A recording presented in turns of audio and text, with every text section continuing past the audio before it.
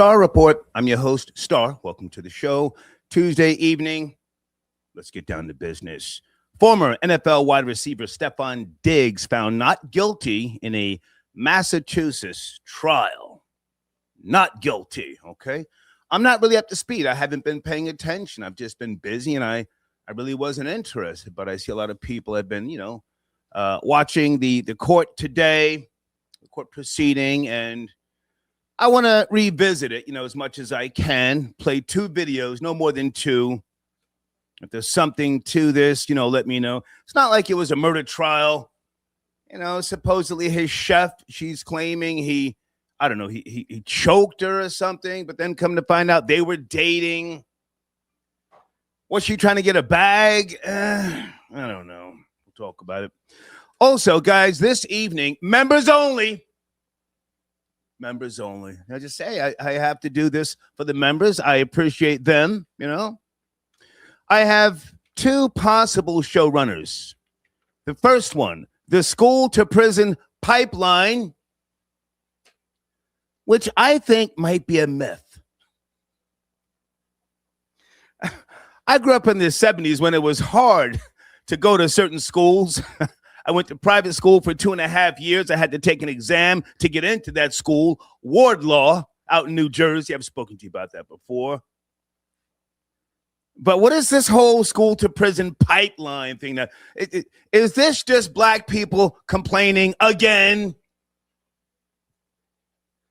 Or the other showrunner, I hate to even mention it, Michael Jackson versus Chris Brown. I thought we thoroughly flushed that out. If I missed something, please call in. I will let you speak. I let you speak. I give you the last word. No need to be intimidated.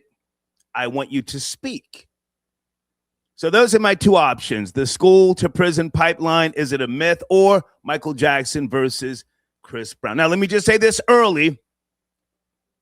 Based on my analytics, the Star Report, which I always send out to people when they want to advertise, I send you all analytics. Most of my audience, half of my audience is younger than me. So you may lean towards Chris Brown, but I think I have to give you a George Foreman mollywop tonight. Bong! And really, really break it down. But we'll get to that later, okay? All right, thank you, whoever just became a new member. Okay, and I see a couple of you in the live chat. Anybody want to call in later about the ass kicking that the New York Knickerbockers gave the 76ers? Whoa!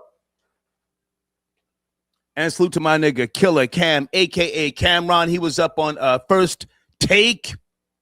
He did a hell of a job. I think he gave Stephen A. Smith that work, but we'll talk about that later, okay? All right, let's get down to business here. Madam Forelady, has your jury agreed upon a verdict? Yes. On count 1, strangulation or suffocation, what is your verdict? Guilty or not guilty? Not guilty. On count 2, the charge of assault and battery, what is your verdict? Guilty or not guilty? Not guilty. Madam Forelady, members of the jury, hearken to your verdict as the court has recorded it. Upon your oath, you say that the defendant is not guilty of the count of strangulation or suffocation and not guilty of the count of assault and battery. So say you, Madam Forelady? Yes. So say all members of the jury. Yes. All right, thank you. Jurors, please be seated for a moment. Everyone may be seated, thank you. Jurors, I told you during this trial and in my instructions that the verdict was your responsibility and your responsibility alone. Jurors, I want to thank each of you for your careful attention and your service throughout this trial. This case has involved a heightened level of public attention. Despite that, you have remained focused on the evidence presented in this courtroom and the law as I instructed you. That is exactly what is required, and it is essential to the fair administration of justice. I recognize that serving as a juror in any case can be demanding, and in a case such as this, it may have required additional patience and sacrifice. The court is grateful for the seriousness and integrity with which you have carried out your responsibilities. Now that your service is complete, you are free to discuss the case with others if you choose, but you are not required to do so. You should not feel any obligation to speak with anyone, including members of the media. If you are approached, you may simply decline. Whether or not to speak is entirely your decision. All I can say is that on behalf of the court and the parties, thank you again for your public service, and you are now excused with the thanks of the court. Okay. So that was the first video. I want your thoughts because I am not up to speed. I'm just, trying to get a full understanding and do a deep dive, somewhat, sort of, kind of. What do you think? Stefon Diggs, he kept a straight face. Maybe there was nothing to be worried about anyway. What was he facing? A year at the most, 2? I don't know. Hey, Boogie, I see you. Okay. Hey, Ivy. Okay. Now, let me play another video here that should be more detailed for those of us who, really weren't interested and we have lives. Stefon Diggs, maybe he's just a goofy, and I think he is a goofy, talented NFL player, but he's a goofy, okay? Here we go, another video.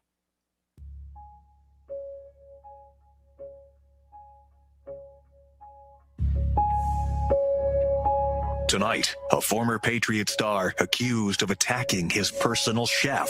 When he slapped me, I went to try to hit him back like this. And then it was like he tackled me. But lawyers for Stefon Diggs say it's just not true. It never happened. It did not happen. There was no strangulation. There was no assault. Emotional testimony is possibly shedding light about what was happening behind closed doors. Commonwealth Confidential, the Stefon Diggs trial, starts right now. Right now. From a football field to the courtroom, today the trial against former Patriot Stefon Diggs got underway in Dedham. Good evening, everyone. I'm JC Monahan. I'm Glenn Jones. Diggs is accused of assaulting his former live-in chef, Mila Adams, at his home last December. And listen, getting the testimony did not take long at all. Within 2 hours, a full jury was seated. 7 people were picked to hear the case. 1 will serve as an alternate. And those jurors immediately heard some emotional testimony as the accuser described what she said happened during the alleged incident. She told the court she had a personal as well as a business relationship with Diggs. NBC 10's Eli Rosenberg was in Dedham District Court for today's proceedings. Eli, walk us through the day's testimony, which revealed a very complicated situation between the accuser and the defendant. Yeah, Glenn, definitely a very interesting day here in court behind us. It was at times emotional, at other times disjointed, with a lawyer inside the courtroom telling me he cannot remember a time when a judge had to tell a witness so many different times to stay on topic. Prosecutors say this was a vicious attack, but Diggs' lawyers say it simply didn't happen. How do you think things went today? How do you think today went? Former Patriot star Stefon Diggs not talking as he left court this afternoon, as his former personal chef, Mila Adams, emotional on the stand, detailing an alleged attack inside Diggs' Dedham home last December. Took his arm. Them light-skinned hoes is trouble. I'm going to say it again, though. Them light-skinned hoes is trouble. Get yourself a deep, dark chocolate, girl, if you're gonna go black. And he came around my neck with the crook of his elbow around my neck, and he began to choke me. Diggs is on trial for that alleged December attack. Adams testifying this afternoon that she got upset with Diggs when he told her she was no longer invited to his birthday party week in Miami. That occurred during the Patriots' bye week last season. Adams telling the jury she had a 4.5-year relationship with Diggs, one that at times turned sexual. The story that you just told to this jury under oath was very different from what you told to Officer Ellis. Do you agree with me? Yes. Under cross-examination, Diggs' lawyer questioning Adams about why it took her 2 weeks to file a police report with Dedham police and what she told police that day. Me reporting anything outside of why he got upset, I didn't feel the need to put it. I was scared of how it was received by the public. He's in a very public relationship with Cardi B. So I did not put a lot of things in the police report. Please answer the question. Several times during Adams' testimony, the judge instructing her to stay on topic. Do you recognize that person on the video as you? Yes. With Diggs' lawyers playing several videos for the jurors, including a dash cam video from hours after the alleged attack. And a video of Adams dancing from social media. Wait. Now, was this after the so-called attack? I got to run that back. Hold on a second. Boy, ain't no way, boy. In a video of Adams dancing from social media that Diggs' attorneys say was days later. And Adams is expected back on the stand when testimony resumes tomorrow morning. Diggs is facing 2 charges, assault, which is a misdemeanor, and strangulation, which is a felony. Lawyers say this trial could be in the jury's hands as early as tomorrow. Ivan Dedham. Okay, so the trial is over, but that video, which I thought it gave some very, very good context, and, you know, the videos that I never saw with her dancing. What was that dance called that she was doing? Anybody know? Thank you for your comments. Members only in the live chat. Troll Baby 919 says they always start tripping when you take the dick away. Pause, okay. All right, so I think we've got enough for the main topic. Stefon Diggs found not guilty. Assault trial in Massachusetts. Now, let me look in the live chat. Do you guys want to talk about the school to prison pipeline, if it's a myth, or Michael Jackson versus Chris Brown? Now, the last time, or the first and last time we discussed that, honestly, I was sipping. I think it was 2:00 in the morning. But you guys, younger people, I see you're trying to kick up dust again. I guess it's because the movie Michael is out and it's doing extremely well. Let me say this, if you want to go down that path, you're going to have to call in and tell me why. Is it just the dancing? Well, dancing can be subjective, okay? Certain dances work better for certain generations. Hell, when I was coming up, we were doing the Hucklebuck and the bus stop. And most of you will probably say, wow, that looked crazy, okay? To be fair, Michael Jackson did not invent the moonwalk. To be fair, that was Jeffrey Daniel from Shalimar, if you know your history. Michael Jackson also gave a lot of credit to James Brown and Jackie Wilson in terms of his inspiration. But now he did take things to another level. So if you want to discuss the dancing, that can be subjective. With regards to singing, if you ask me, hands down, Michael Jackson was a much better singer. Now, if you're a younger person and all you know is the Thriller years, Thriller and on, then you really don't know the 70s. See, the 70s is when Michael Jackson was singing his ass off. Can I get an amen in the live chat? Early in the 70s. Oh, I'm going to talk to you tonight if you want to go down that path. Frank White, good to see you, sir. Star was doing the Patty Duke and the WAP. Nigga, that's a whole fact. That's a whole fact. Yeah, okay, I'm getting some good comments from the members. Does Chris Brown even have a Thriller album? Come on. I want to be fair. I just don't. I can't see it. And the last thing I'm going to say is, and this might hurt some of your feelings because, again, I know my audience is much younger than me according to my analytics. Chris Brown is not a household name. I'm sorry. He's not. Chris Brown is not a household name. Okay. Let's get to the phone lines here. Guys, please watch the language. I would like to keep this show up and monetize it. Area code 720. Good evening. Are you there? 720. Sorry. Hey. Hey, it's Charlie Brown, man. Thanks for taking my call. I really appreciate it. Now, which Charlie Brown are you, sir? Are you impersonating Charlie Brown from Leaders of the New School, or are you that legend? No, that's just my alias that I like to use when I Oh, call okay. into your show. Okay. How are you, man? What's cracking? I'm doing well. Thank you, Star. Well, I want to be honest, man. You got some really good topics, so I'm going to try to touch each one here really quickly. Pause. Come on. Well, I did see the Stefon Diggs. Well, that's the main topic. Man, Can we start? Can we start there? I'm not really what a moment up to speed. Come on. Wow, what a moment. I mean, I'm looking at he was choking that up so tough. That man dropped that. You remember Denzel Washington in Glory when he got the lashings and he, that one tear came down? That was almost looking like Diggs. It looks like he got the wake-up call and, he basically just got his second chance. Okay. So I think that was a real moment for him that, he needs to get off that bush. You have to watch your language or you are out of here. Only one warning. Yep, you're one right. warning. Go ahead. Yeah, but yeah, I think he finally got his wake-up call, and I'm thinking that we're gonna see a better side of Stefon Diggs moving forward after this one. The Mammies took another L.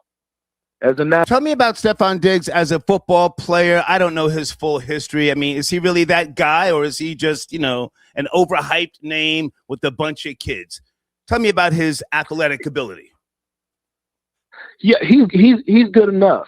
Okay. Would I want him on my team? Yes. Yeah, I would get him to rock. Absolutely. Okay. Absolutely. And then your second topic here with the Michael Jackson and Chris Brown. I'm so tired of people talking about this Michael Jackson and Chris Brown debacle. It frustrates me because I'm like, we're talking about. How old are you, sir? The era where. How old are you? I'm 37. Okay. 37. If I can just say this, I'm not mad at the younger generation because truthfully, today's generation, not only do they choose not to read, they can read, they just choose not to. They don't know their history, nor do they care. See, white people know black people's history better than black people. So I truly believe, unless you tell me I'm wrong, most Chris Brown fans and supporters don't know Michael Jackson's catalog from the 70s. Is that fair to say or no? Yeah, I believe, yeah, absolutely. I believe that's absolutely fair to say. Come on. Yeah.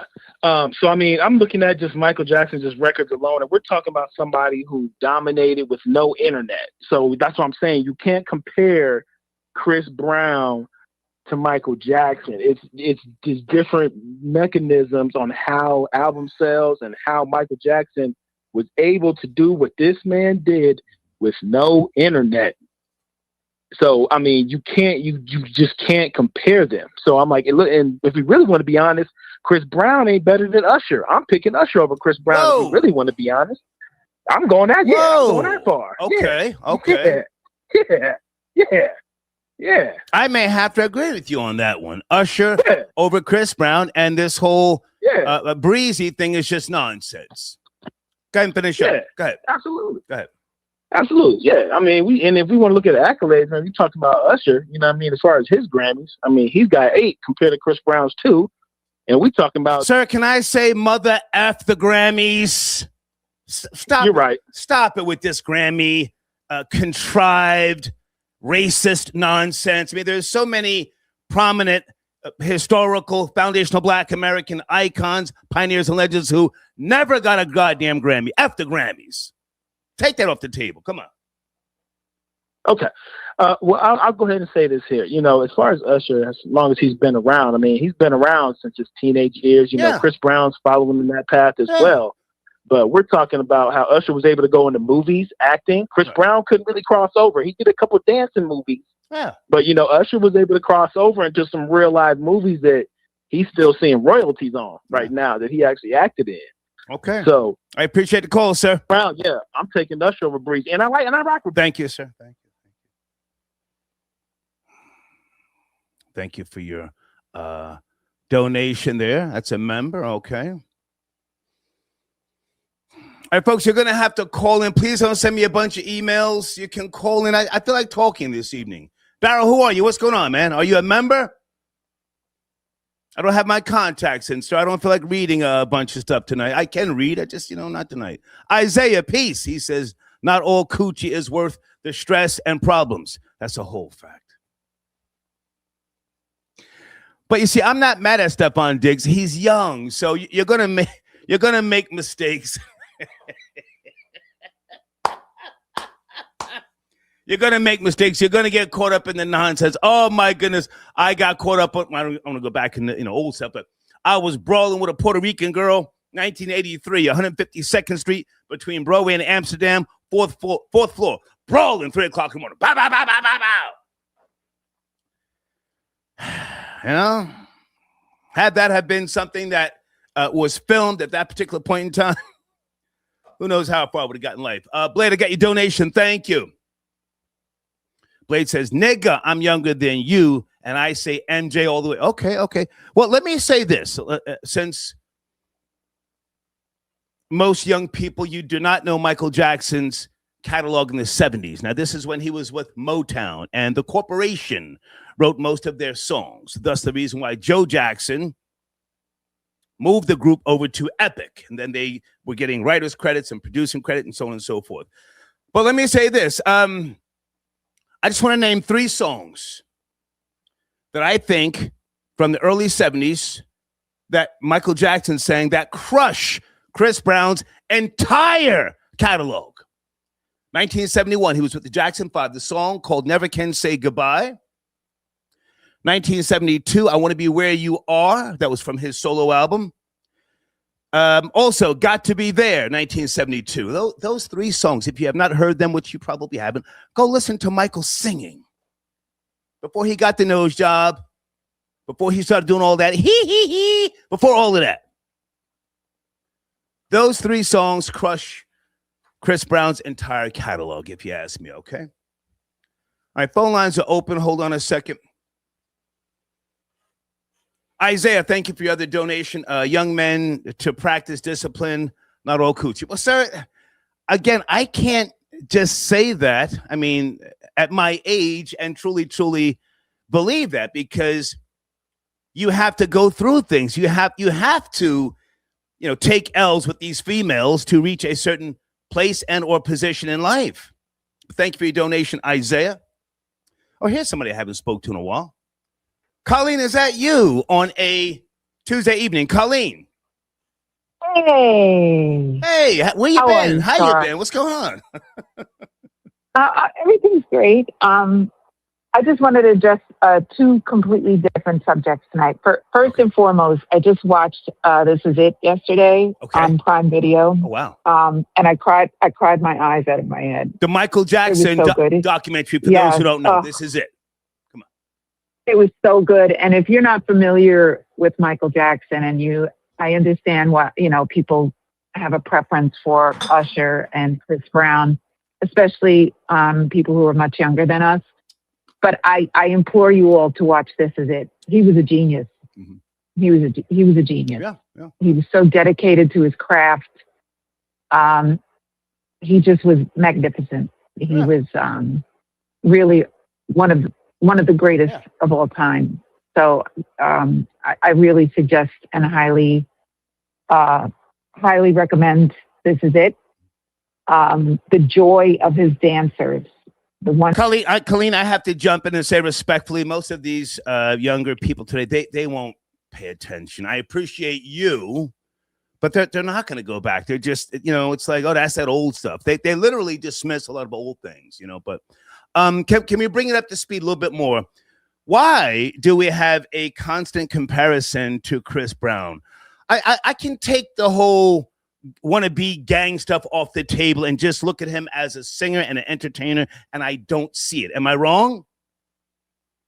No, I mean, he's okay. Like, as far as I'm concerned, he's okay. He's a talented young man. He can dance. He obviously bid everything off of Mike. Everything that he got was from Mike. He admits it. That's okay. But it's like there's nothing really original about him. So that's a compliment. Flattery is it's a flattering compliment. But neither he or Usher did anything original. They all copied off Mike. And he was. That was a tremendous loss for us to lose Michael Jackson. Can I jump in a second? Hold on, because I usually send you my show notes. Did you get my show notes? I'm little bit later on. No, I haven't received any notifications. Okay. I haven't received any notes. Okay. Later on, I got a video, literacy crisis, how decades of teaching has left children behind. You may want to call back later. I'm going to send you my notes right now. And also, I'm getting ready to play a video with regards to the school to prison pipeline. Do you want to call back or do you want to comment now? I could call back on that. Okay. I just also wanted to do a little bit of a PSA as far as crime in New York City is concerned. A very dear friend of mine. Colleen, I hate to cut you short. We don't care tonight. You guys have to work that out. I'm sorry. We don't care tonight about New York.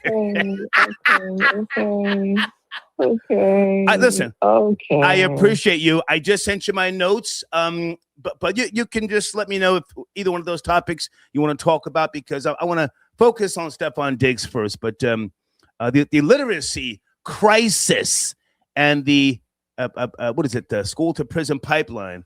I'm not sure if that's a myth or not, but great to talk to you. No, it's not a myth. Okay. I'll comment on that now. Thank you. Because I worked in a transfer school for children who were already jammed up in the juvenile justice system. And some of them, unfortunately, went forward into a life of crime, regardless of, the many lessons and counseling sessions we provided for them. They're not receiving the support that they need from home. Rarely, I have a library right across the street from my house. Right. I only see little kids going into the library. Rarely do I see older children visiting libraries. Yeah. And they're glued to their iPhones all of the time. And if they can't read, the iPhone will dictate to them. And Colleen, I hate to cut you short.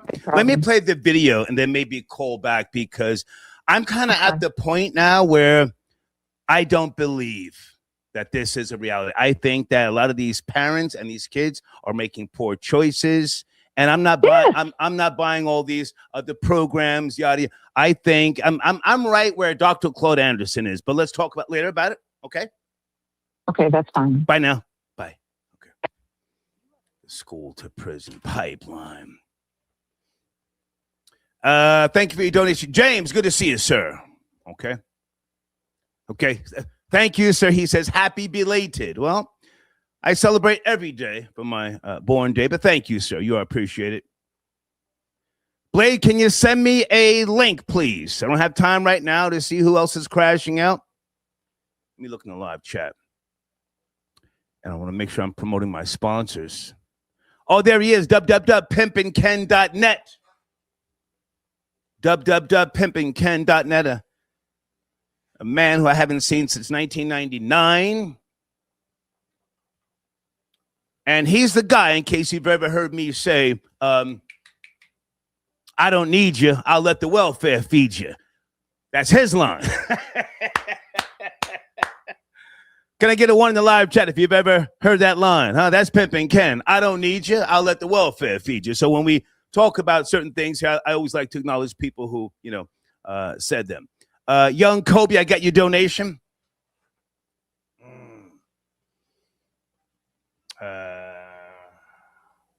Okay. Let me get to this particular video. Stephen A. Smith and my nigga Cameron today on First Take. And guys, isn't Skip Bayless and Stephen A. Smith going to reunite? Let me look in the live chat real quick. On First Take, I think that was prompted by Cam Newton and that goofy shit that he did, doing the interview with Jason Whitlock, who I do fuck with heavy. But Stephen A. Smith and Skip Bayless are going to reunite. I think that makes sense, and I think he's going to get rid of Cam Newton. Sucker shit. But here's Cam. Cam did a great job. If you're hating, hate harder. But let's look at the Knicks. They have been on a historic run, becoming the first team in NBA history with 3 straight playoff wins by 25 or more points. They've also outscored their opponents by 119 points in their last 3 games. That's the largest points per game differential in a 3-game span in NBA playoff history, largest in any 3 games in Knicks history, especially. Most encouraging thing we saw last night in the win. What stood out to you, Stephen A., over the 76ers? Well, I mean, what stood out to me was the blowout victory, the fact that the New York Knicks sent the message and the Philadelphia 76ers know that they're going to have to handle their business. I'm not getting caught up in what happened yesterday. I know it's just one game. It's a long series. I saw Joel Embiid average damn near 35 on one leg a couple of years ago. I know who Tyrese Maxey is. He'll never play this bad again. VJ Edgecombe and Paul George and those boys are threats. They can score. They were absolutely positively exhausted. I'm not going to get caught up in one game. But the point is, when a team is tired, when they're ailing for whatever reason, you are supposed to put your foot on their neck and handle your business when you are a title contender. That is the message that the New York Knicks sent last night. I'm good with it. Go ahead, Ken. Look, everything you just said is correct. I think that the Knicks bench is what look, everybody on the Knicks bench scored. You had 9 players on the Knicks bench scored. You got a great bench. Deuce McBride. Shamit is even good. Clarkson, former 6th man of the year. Mitchell. The Knicks look scary the last 2 games. And with all that being said, I still don't trust the Knicks. What? I don't trust the Knicks. What do you mean you don't trust I'll deal with you in a minute. Let me talk to Big Perk. Big Perk, I've seen this movie before. I'm not falling for the banana and tailpipe. Pause. We'll start there. I don't know if you're even old enough to understand some of the things I'm about to say. I don't know if you're familiar with Louis Orr. I don't even know if you're familiar with Bernard King.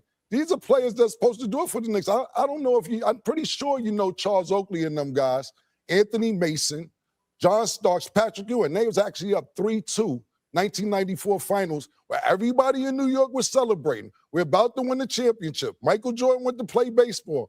Woo! No championship. If you're the $100 million man, Allen Houston was president at that time. No, it doesn't get done. Carmelo Anthony. No, he didn't have a lot of help. Doesn't get it done. Stephon Marbury, let's get a New York guard. No, doesn't get it done. Another New York guard, Mark Jackson. Cam is cooking. Pay attention. He's cooking. Let's get it done. Rod Strickland, it doesn't work out.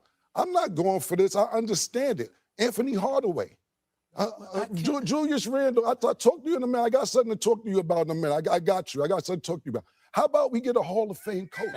His name is Pat Riley. Would it work out with Pat Riley? Nah. Matter of fact, let's get Phil Jackson. Let's get him to be the GM.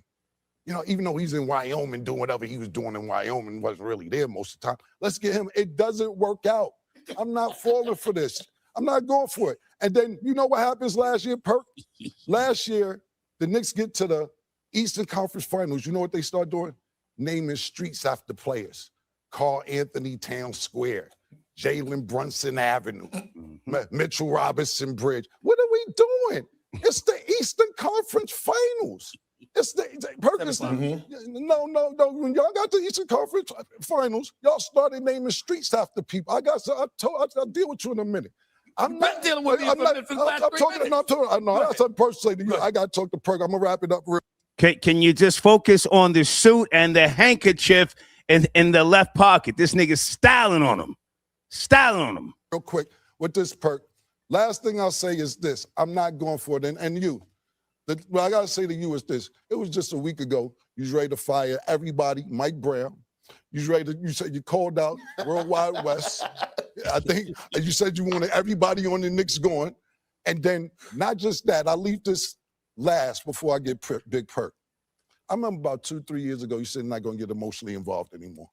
You said you're not going to do it. I lied. No, you said your blood pressure wasn't going to go up. Right. You said you was not going to do this anymore. And I'm saving this for Dan Orlovsky and Swagoo. He said that the New York Knicks was a worse organization than the Dallas Cowboys on this show. I remember him saying that. I did say that. They were at the time. Yeah, well, they were at the time. So it was before Leon Rose got there, though. That wasn't after. Well, you said it. I did. They didn't win since then, Stephen A.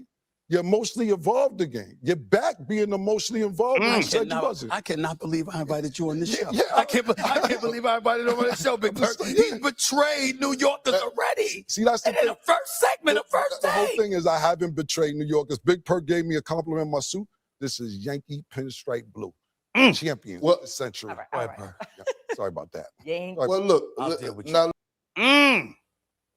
If you hate and hate harder, I thought he was cooking. Salute to Florida boy Jay. He told me to check Cam out today on First Take. Any comments? Yes, no, maybe.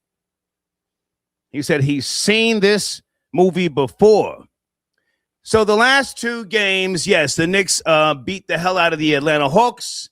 And last night they stomped a mud hole in the ass of the 76ers. The 76ers looked like trash last night. Yes, no, maybe? Okay, people say he was cooking. Okay, guys, please visit my sponsors. You see them on the show runner right there. All right. So, thank you for your support. Credit due. Good to see you, sir. It was cracking. Okay. Well, thank you. I see where you're trying to go. You're capping, but okay. Thank you for your donation, sir. Okay. Oh, somebody sent me an email I was waiting on. Okay. And hey, Victoria, nice to hear from you. Okay, guys, do I need to get to those two videos I was talking about, or do we keep it right here with Stefon Diggs found not guilty, or Michael Jackson versus Chris Brown? Anybody want to call in on behalf of Chris Brown? I will let you speak. Yeah, I don't know, guys. Was that Cam's first time on First Take? I don't know. Was that his first time on First Take? But he did a great job. I don't know. Let's find out, okay? Let me go to area code 602. Hey there, good evening. Please watch the language. Two topics on the table. 602. Hey, what up, man? Appreciate you having me on. Yes, sir. This talks. How are you, from sir? Arizona. I'm from California, but I'm in Arizona. Okay. Yeah, I don't know if I would say that I'm in defense of Chris Brown, because if we're talking about Chris Brown versus Michael Jackson, clearly, to me and a lot of people, that Michael Jackson is always going to be the GOAT in that category. The only competition Michael Jackson really had to me was Prince, but as far as, Chris Brown and Michael Jackson, the reason why I feel people really appreciate Chris Brown is because, and you can't really deny it, because how people feel about him. You see how people react and feel about Chris Brown. That's why this conversation is even happening, because of his fans. We can't deny what he means to them. But as far as talent-wise, Chris Brown has a lot of talent. And if we didn't see Michael Jackson dance, then Chris Brown would have that title. I will say that. Can I ask how old are you, sir? I'm 41 years old. Okay. With all due respect, sir, you don't know his catalog from the 70s when he was singing. Chris Brown. I'm not. Well, let me just say this, but prove me wrong. I'm not trying to say you're wrong, but prove me wrong. Chris Brown is not the equivalent in terms of singing like Michael Jackson from the 70s. Is that what you're saying? Right. No, the first thing I said before I went on my conversation is that Michael Jackson is the GOAT. So I don't think that conversation is real. I was coming from the perspective of Chris Brown is a very talented artist. He has proven himself. He has a huge catalog. He actually is a very talented dancer, and he draws people in. Even after the little, issue he had with Riri or whatever, and all that happened. And I can take that off the table with Rihanna, because truthfully, I think that her West Indian, DNA sparked that. So let's take that off the table. Yeah. But let me ask you. I just want to ask you, singing wise, never mind dancing. Singing wise, Chris Brown could touch Michael Jackson's catalog from the 70s. I'm just asking. No, I don't think vocally he matched him. I don't think catalog he matched him. Right. Now, as far as, I will say this though, as far as dancing, I think they're even matched. Like to see them go against each other in a dance battle, I think that would be amazing. Regardless if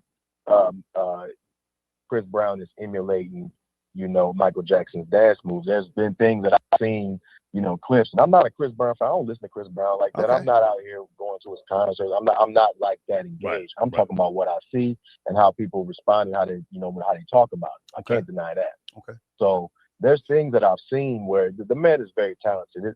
It's actually a decent discussion. I mean, at the end of the day, it's not really a debate, but it's a decent discussion. It's not as far-fetched as people say.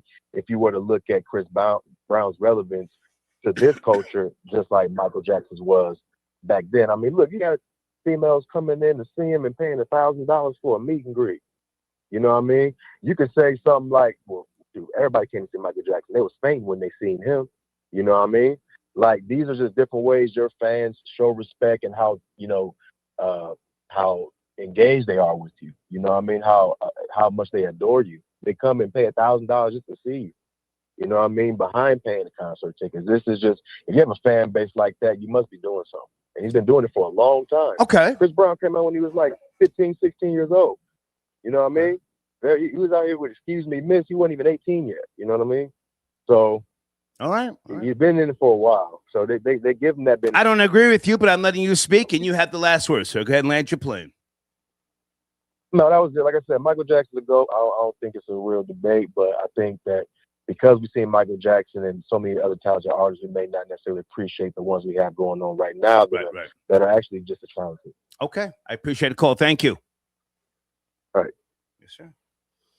I want to hear from you guys because, on social media, I see this discussion kicking up dust again. I'm like, huh? And I don't want to just be the older hater, but again, those songs from the 70s when Michael Jackson was singing, I mean, listen, he was smoking the Silvers, smoking the Osmond Brothers, smoking people, and then he was doing it live. If it's just dancing, okay, well then Chris Brown's a hell of a dancer. Okay. Hi, Sharita, I got your donation. Thank you, darling. Yeah, stay in touch, darling. I'll be up in New York in sometime in June. I had a little setback here in North Carolina, but everything is still a go. Thank you so much for your support, okay? Hold on a second. Is that the homie J.R. Cigar from Accuracy Smokes Cigars? Hey, good evening, Star. How you doing tonight? Hey, man. How you doing tonight, sir? Let me get your information ready for the screen. You are one of my sponsors. I appreciate you. Where do you want to start, sir? I appreciate you, sir. Well, go to www.accuracysmokes.com. You can buy them for your father, buy them for your grandfather. Yeah. For the LGBTQ community, buy them for your girlfriend, whoever you want to buy them for. Cream cigars from Dominican. Buy them for your nigga with the wig. Yes, by everybody, men and women alike. They love them. They love the cigars. Yes, sir. Come on. I think this Michael Jackson and Chris Brown thing is very interesting, and I don't want to pick up back off you, but I do remember listening to those three songs you mentioned. Come on. And Michael Jackson was an incredible singer. Incredible singer. Like you said, he was smoking people. And I mean, I like Chris Brown. Chris Brown is he's a good singer too. Yeah. But Michael Jackson, I don't even think it's a discussion. I don't even think it's fair to even compare Chris Brown to Michael Jackson. I think his contemporary. Well, I get it. I understand why, people are, trying to make a case. But let me just say this. But when I see people who should know better, and I'm talking about some of these industry people, I'm not going to say names. I've seen some goofy rappers and singers try to make a case for Chris Brown being better than Michael Jackson. And clearly, these are people who are just trying to stay working, if you will.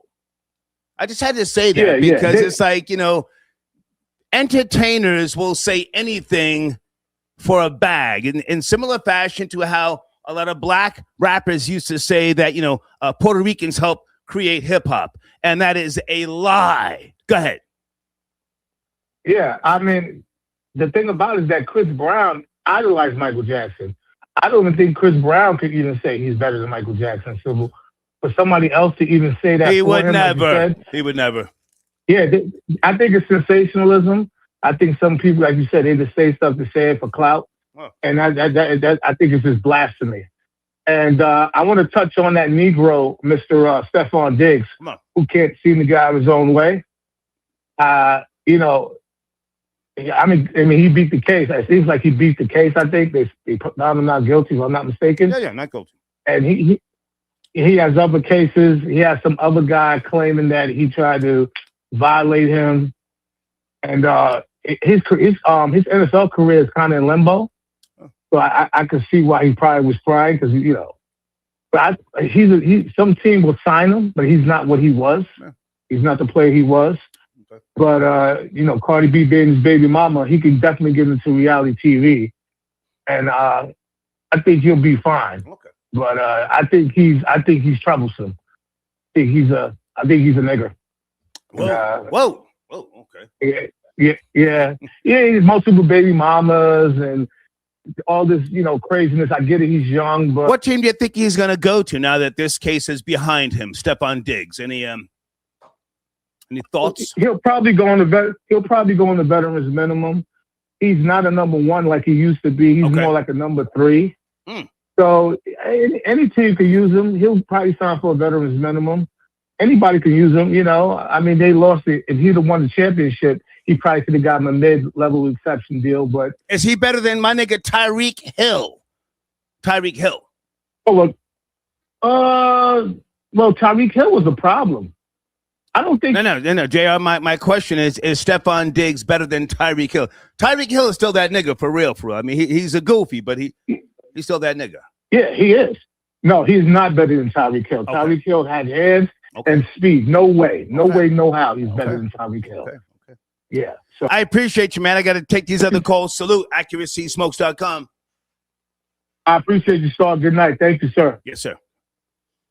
JR from JR Cigars. Guys, Stefon Diggs, better than Tyreek Hill? Peace, Al Tariq. Did Tyreek Hill go back to the Chiefs? The Dolphins got rid of him, yes? He was never a Dolphin. He didn't belong there. I know the Dolphins haven't won since 72, but there's a certain caliber of a player, that goes with the Miami Dolphins, and he was never a Dolphin, Tyreek Hill. Vera, I got your other donation. Thank you, darling.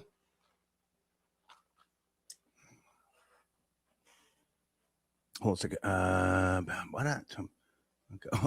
What did I put on the screen? Gay Bambada Tombstone got rainbow flags.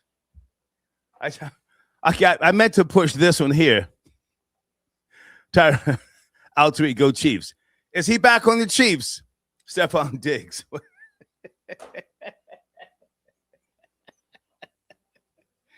Oh my goodness.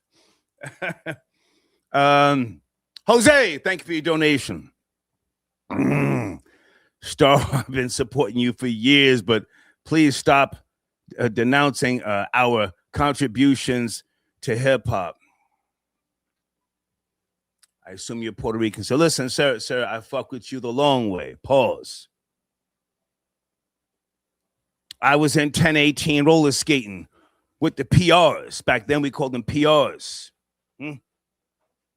Every freestyle group that you could ever think of, I was at those concerts all throughout New York City. And then when I was at Atlantic Records, I was promoting Pajama Party, Yo No Say, and a host of others. Cutting records. I had homies over there. You don't know nothing about cutting records. But you had nothing to do with hip hop. You witnessed the greatness of the black man. You were there. You were on the side, on the sides of the park. You were not on the basketball courts because the Puerto Ricans, you were on the handball courts. I've been going to New York since the 70s, so not just, when I moved to New York in 81. Since the 70s, I was in the Bronx, Brooklyn, Queens. You were not there in those basement parties. No, you weren't. There was no scratching and mixing when we were wearing suede Pumas, plaid pants, and mock necks. You were not there. We were not mixing in bachata or merengue. You were not there. Please stop it. But thank you for your support, okay? Oh, here's my nigga right here. Rob Lowe, good to see you, man. Thank you for your continued support, Rob Lowe.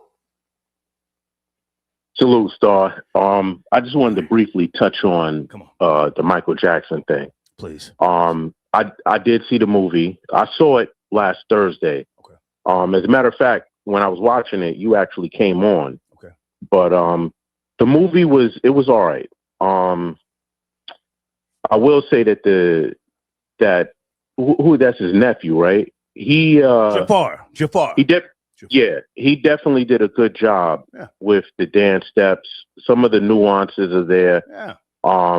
Like you just said, I lived through that period, so I know what it was.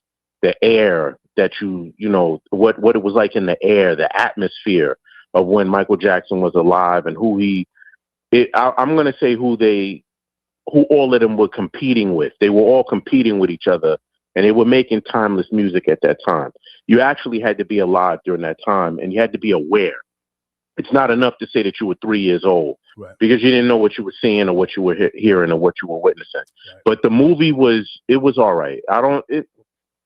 I go back and forth with it. Might the one with Angela Bassett. Okay. And what's the guy's name from Cooley High? Lawrence Hilton Jacobs. Yes. Yeah. You want to fight? Let's do it right. That was one of the scenes when Jermaine got into a fight. Yeah, they didn't have no moments like that in the movie. It was a lot of insinuations, and the movie, like I said, it was good, but it left a lot to be desired. And I thought they were going to try to redeem Michael Jackson. It was more of a highlight reel and what he went through. If I can just say this, the family had a lot of input into this particular project. So I'm not mad at it. I am going to see it. I just, I'm still, just very moved by what Michael Jackson and his brothers and Joe Jackson did in the 70s. I don't like the fact that hang on, let me just say this. I don't like the fact that people try to act like he was some madman beating his kids. Most black families used to instill discipline into their kids in the 60s and the 70s, and they used to say, I have to beat you so that the police don't beat you. You have to understand what it is out there. Now, my father never beat me, but my mother used to tune me up. So that was the law of the land. But God, I just want to say that. Go ahead. Yeah, I didn't like that they turned him into the big bad wolf. Especially the way they dressed dude up to look like Rasputia from Norbit. Like, this guy was like terrorizing I didn't like that. That was the one thing I did not like. Yeah.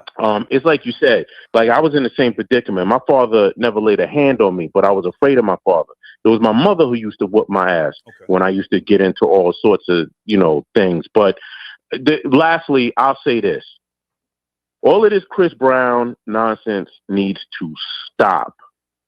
It's not going to stop. Rob Lowe, it's not going to stop. It's not going to stop. Yeah. I know it's not because, like you said, nobody's going to actually go back. And all the footage is there. It's like saying LeBron is better than Michael Jordan. But they need to stop because, you see, there's a couple of people that Chris Brown is not better than. He's not better than R. Kelly, but we're not going to get into that. I'm talking about singing. Whoa. He's not better than Bobby Brown. I'm going to put that out there. He's not better than Bobby Brown. Well, he's not better than Bobby Brown. Well, Bobby Brown had hits. He might not have had as many albums. Bobby Brown had hits. Can I jump in? I'm no Bobby Brown fan at all. Rob Lowe, can I jump in? Yeah. I was at Madison Square Garden. I'll Be Sure opened the show, Boys to Men. And then Bobby Brown came out. He ripped it down, man. He had that guy Zorro. Hang on. He had that guy Zorro on the drums, and he ripped it down. And that's when my so-called girlfriend disappeared. Came home the next day. Bobby Brown slutted her out. So nah. Bobby Brown. I've never seen Chris Brown on stage, but Bobby Brown was that nigga for real in his heyday. Star, I have to say that. Star, I'm not going for somebody telling me that he's better than Michael Jackson because he does a good Michael Jackson impersonation. Right. That's not going to cut it. Right. That's not going to work. You're not a better singer just because you can sing somebody else's song really good. That's not going to cut it. I'm missing it. It's just like when I'm just responding to what you said about Bobby Brown. That's all. You said about Bobby Brown. Yeah. Look, people, this man was a singer. He was a composer. He was a creator. He inspired people to another level. Chris Brown is inspiring what? Thugs, niggas, that type of demographic. Michael Jackson is the world over. Right. He was going to sing for kings and going over there. Princess Diana. Yeah, like see, they don't get all. They don't. We see that We Are the World thing. That was a big deal too. But they play all of this down because they didn't live through it. Yeah. They got to live through it. These people think that what's going on now is a big deal. But I landed my plane, Star. Salute. Hang on, before you go. New York Knicks, have they found their groove? New York Knicks, Rob Lowe. Look,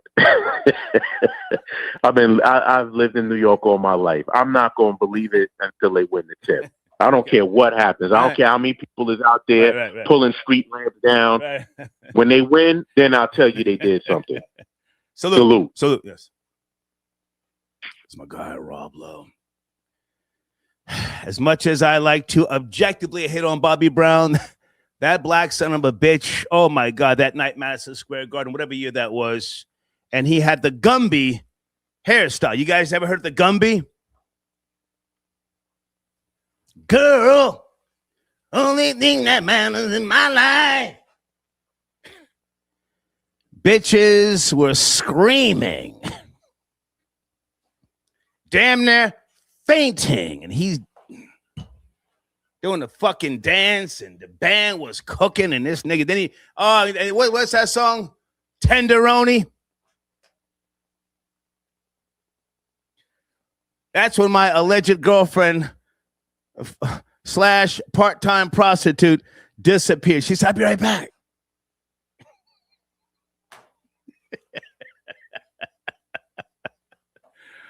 Sir Shy, got your donation, sir. I think Stefon Diggs should sign with New Jersey Jets. Yeah. Well, the Jets don't know how to win. They're like the Knicks. They don't know how to win. It's not in their DNA. But thank you for your donation.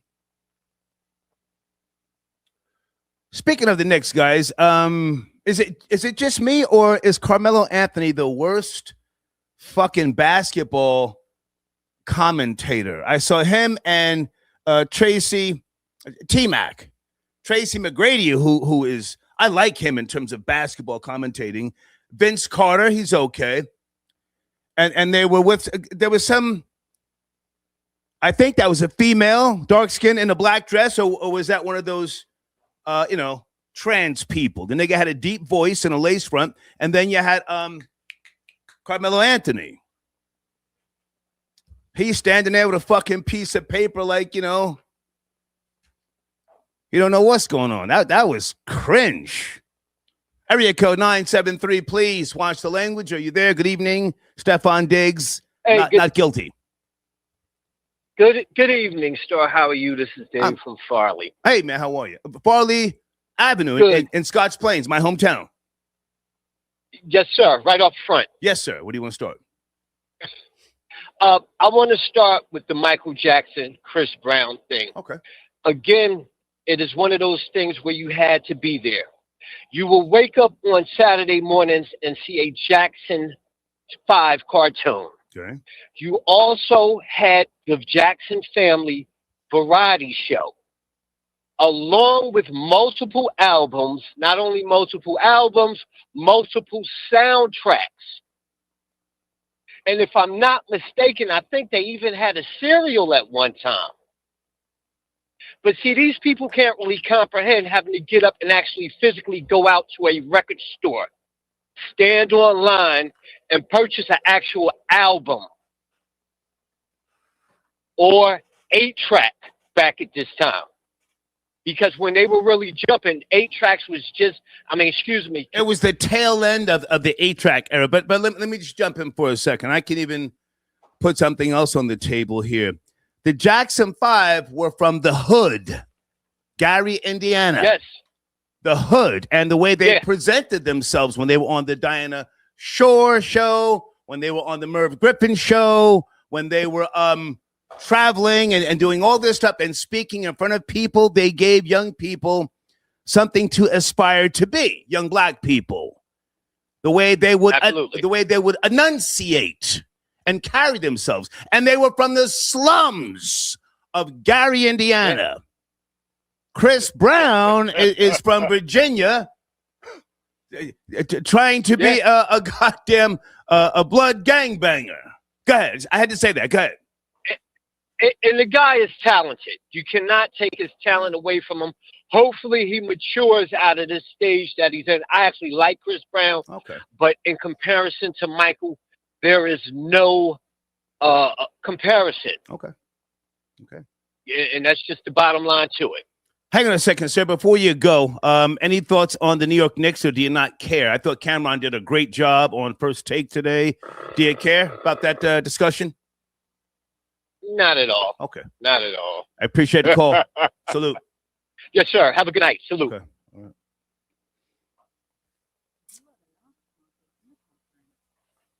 Alejandro, good to see you, sir. Send me an email and I will send you the show analytics. Absolutely.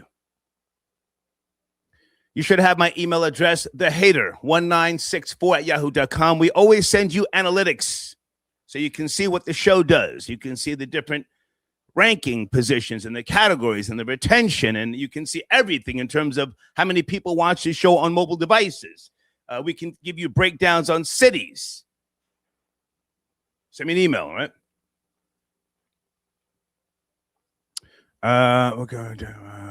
Okay. Eric, where's your donation? You're sending me random emails about things that are not pertaining to the show. Where's your donation, sir? Okay, Blade saying, nigga, that poor girl deserved a fun night with Bobby Brown after all you put her through. No, that you're talking about somebody totally different, Blade. And here's the thing, Blade. It wasn't so much that she disappeared, but she came home broke.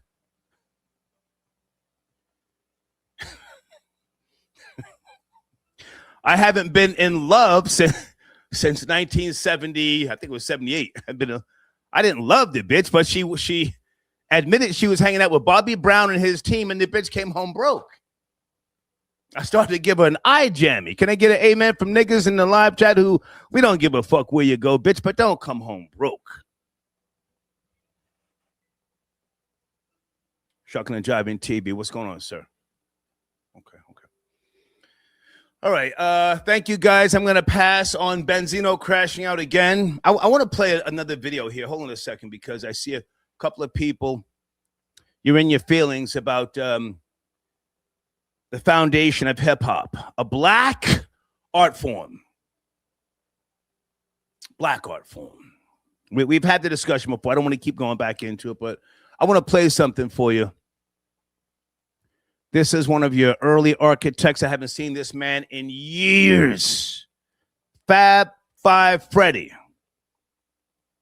Listen to what this man says. See, he denounces all that Jamaican nonsense about anything with regards to the origins of hip hop and some Jamaican influence. You've been getting that nonsense from KRS-One, a goofy. I hate to say it's a goofy. I don't want to kick his back right now, but that's nonsense what KRS-One was saying. He was sleeping on trains. If you ask me, KRS-One was one of your early Banji boys. DJ Scott LaRock put him on.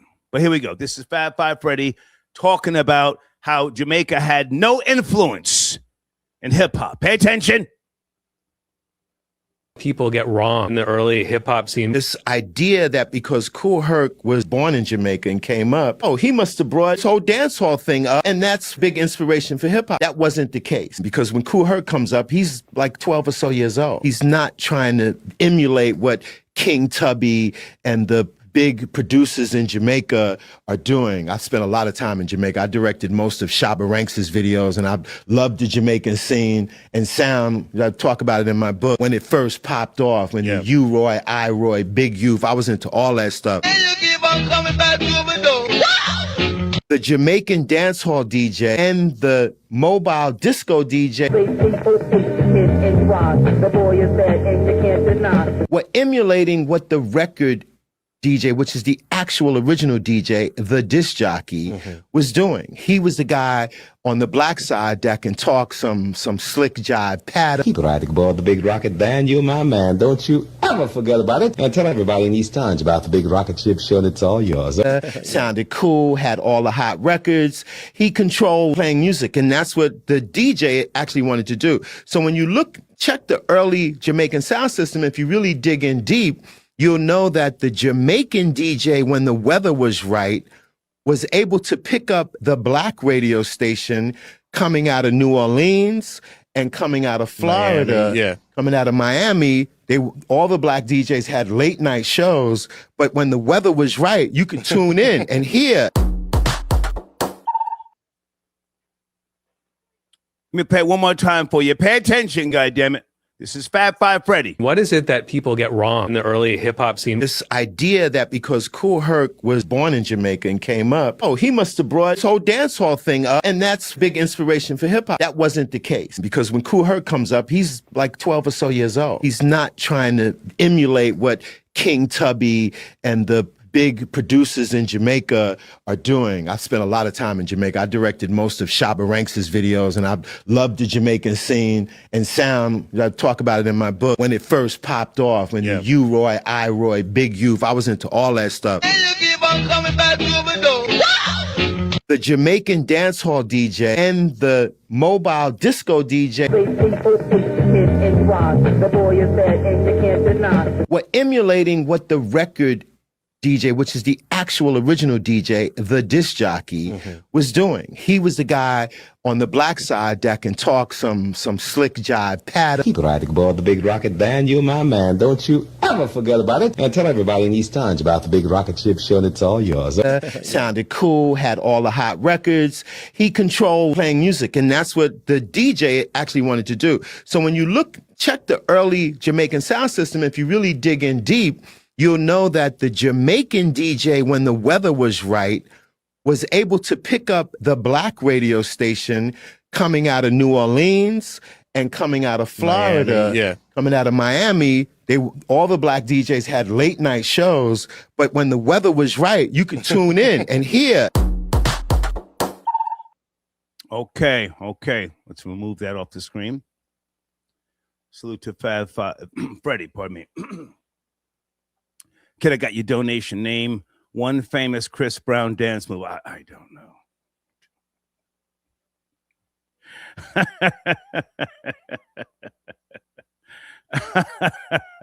Hang on a second.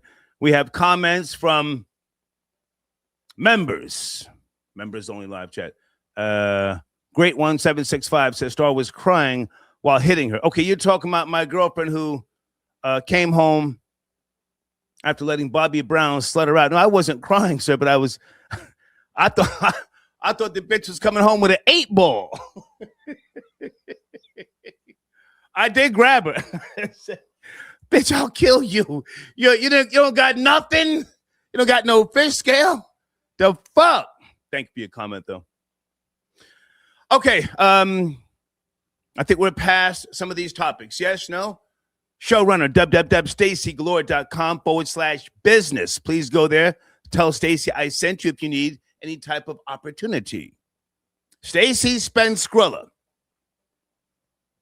stacygalore.com/business. Okay. Let me see if anybody wants to call in. Janet, you just sent me an email. Are you calling in, Janet? What's going on, Janet? Oh, okay. Okay, Janet sent me post super sugar crisp cereal with the Jackson 5. Yeah. They were from the hood. Thank you, Janet. And the way they carried themselves gave young people something to aspire to be, for those who care, right? Guys, I want to play a video here. It's still early. It's not time for my break. However, I want to discuss something here with regards to the school to prison pipeline. This is a video. It's very informative. Is it a myth? Whilst this is playing, I'm going to go turn the AC down. Hold on a second here.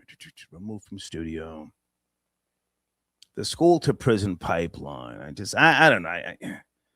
Black people making up shit again, blaming white people, is blaming the goddamn prison industrial complex. I don't know, but let's pay attention. I'll be right back. There's this phrase that you might hear in the news sometimes, the school to prison pipeline. It's shorthand for how schools are funneling students, especially black students, into the criminal justice system. It started in the 90s when schools responded to fears about crime with zero tolerance policies, which mandated suspensions and expulsions for certain violations. They also cracked down on little things like talking back or uniform violations. The hope was that it would keep bigger problems from bubbling up.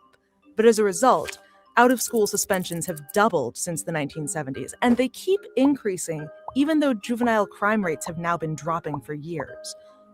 Around the same time, the number of police officers stationed full-time inside schools has increased by a third between 1997 and 2007.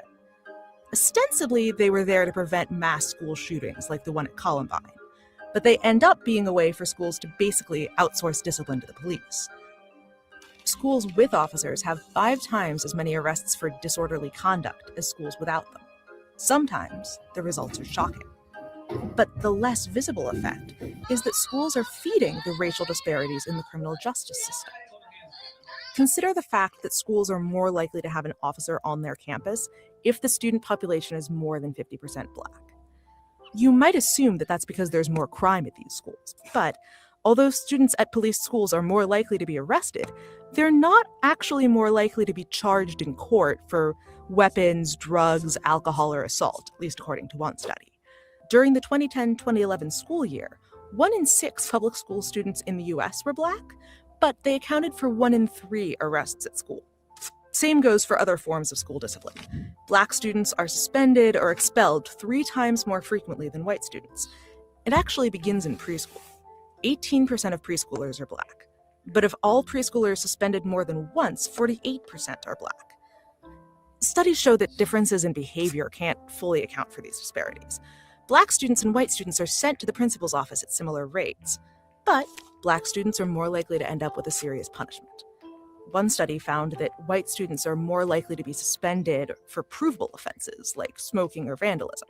Black students are more likely to be suspended for subjective offenses like talking back or insubordination. Students who are suspended in school are more likely to later drop out or get arrested. So the federal government is asking schools to make suspension and expulsion the absolute last resort. In Oakland, California, public schools are trying something called restorative justice, where both parties in a conflict talk it out with a counselor instead of relying on punishment. The results are pretty encouraging. In the last 10 years, chronic absenteeism is down and graduation rates are up in the schools that have tried it. Other cities and districts are also trying new policies. They're hoping that if their students end up in the criminal justice system, at least it won't be because the schools pushed them there.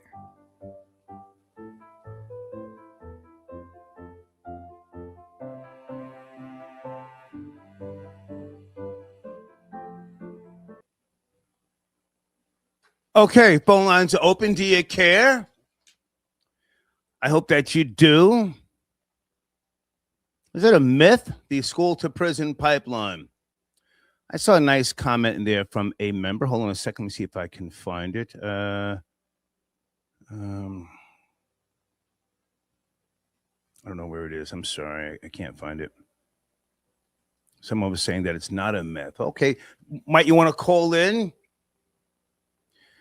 And I got another video I want to play in a minute with regards to the literacy crisis.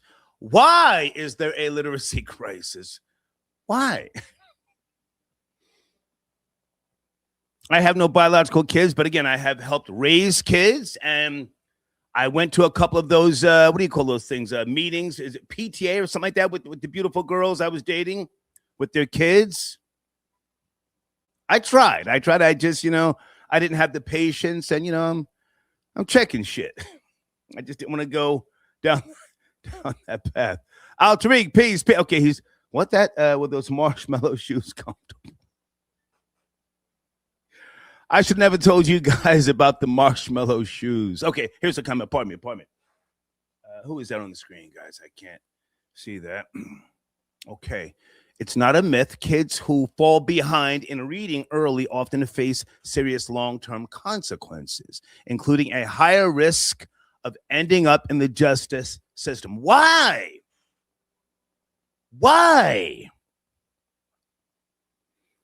I went to school during the 70s. I was faced with racism every day, and I was okay with that. I prefer racist people. I don't like covert racism.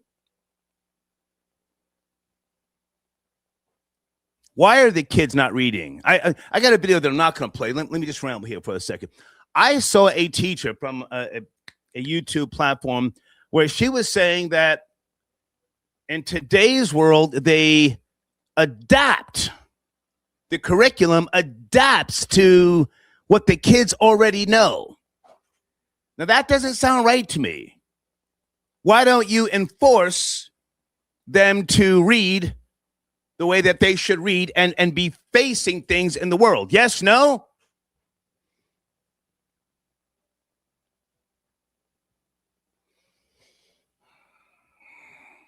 Okay. Hey, Boogie, salute. The child you save will be your own. Okay. That's what my Puerto Rican uncle used to say. Uncle by marriage. Well, I don't have any kids. I'm not trying to be funny here, but why are the kids? Oh, you know what? Now, hang on.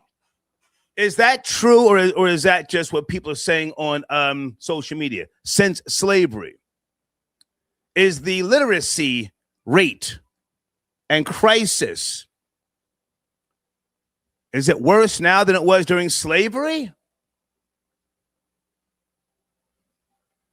One more video, and then we're gonna open the floodgates.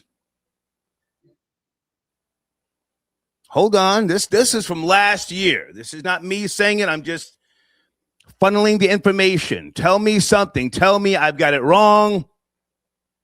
Get this off the screen. Hold on. Let's share the information tonight. As they used to say back in the days, each one teach one. Here we go. If you don't learn to read, think about everything you can't do. What are you? Her teacher approached me and said, there's this wonderful program, but I just didn't see any progress. She still couldn't read. The only explanation that I think is plausible is that reading recovery actually does harm students. Just do your best. I can't. I don't know any of these words. I don't trust that it has a negative impact on students. If you could just walk a mile where we've been and what this does to a kid. They tell me I don't try hard enough. We're talking about life or death, literally right now. Colleagues, 70% of our fourth graders are struggling to read on grade level. That is an emergency 5-alarm fire across all areas. We are crippling our young learners by not teaching them how to read. Hi, I'm investigative reporter Andy Perotti. Georgia lawmakers banned controversial teaching methods this year used to help children learn to read for decades, following multiple Atlanta News First investigations. The legislation also overhauls how future teachers are trained in reading instruction. It's intended to address this statewide crisis. By fourth grade, only 1 in 3 Georgia students can read proficiently, according to a state assessment. Tonight, we reveal potential causes to the problem and why parents and experts are now calling for a reading reset in how children are taught. There was no way. That's why you want. That's why. That's why. Reading No. does not come easy for Sophia Quinn. Think about that. The 14-year-old struggles with dyslexia. You in on the kid. I chose this video because we're not just talking about black kids. Pay attention. Napping too. A few years ago, her first grade teacher in Gwinnett County, Georgia, took notice and offered to help. Her teacher approached me and said, there's this wonderful program. We select one kid from each class, the bottom of the reading level. It's one-on-one. They're going to try and help her. Sounded like a godsend. Yeah, I felt like, oh, they're rolling out the red carpet for me. This is going to be great. I was so thankful. After 20 weeks in the program, Sophia's reading did not improve. What's the cheapest pet you got? It seemed to be getting worse.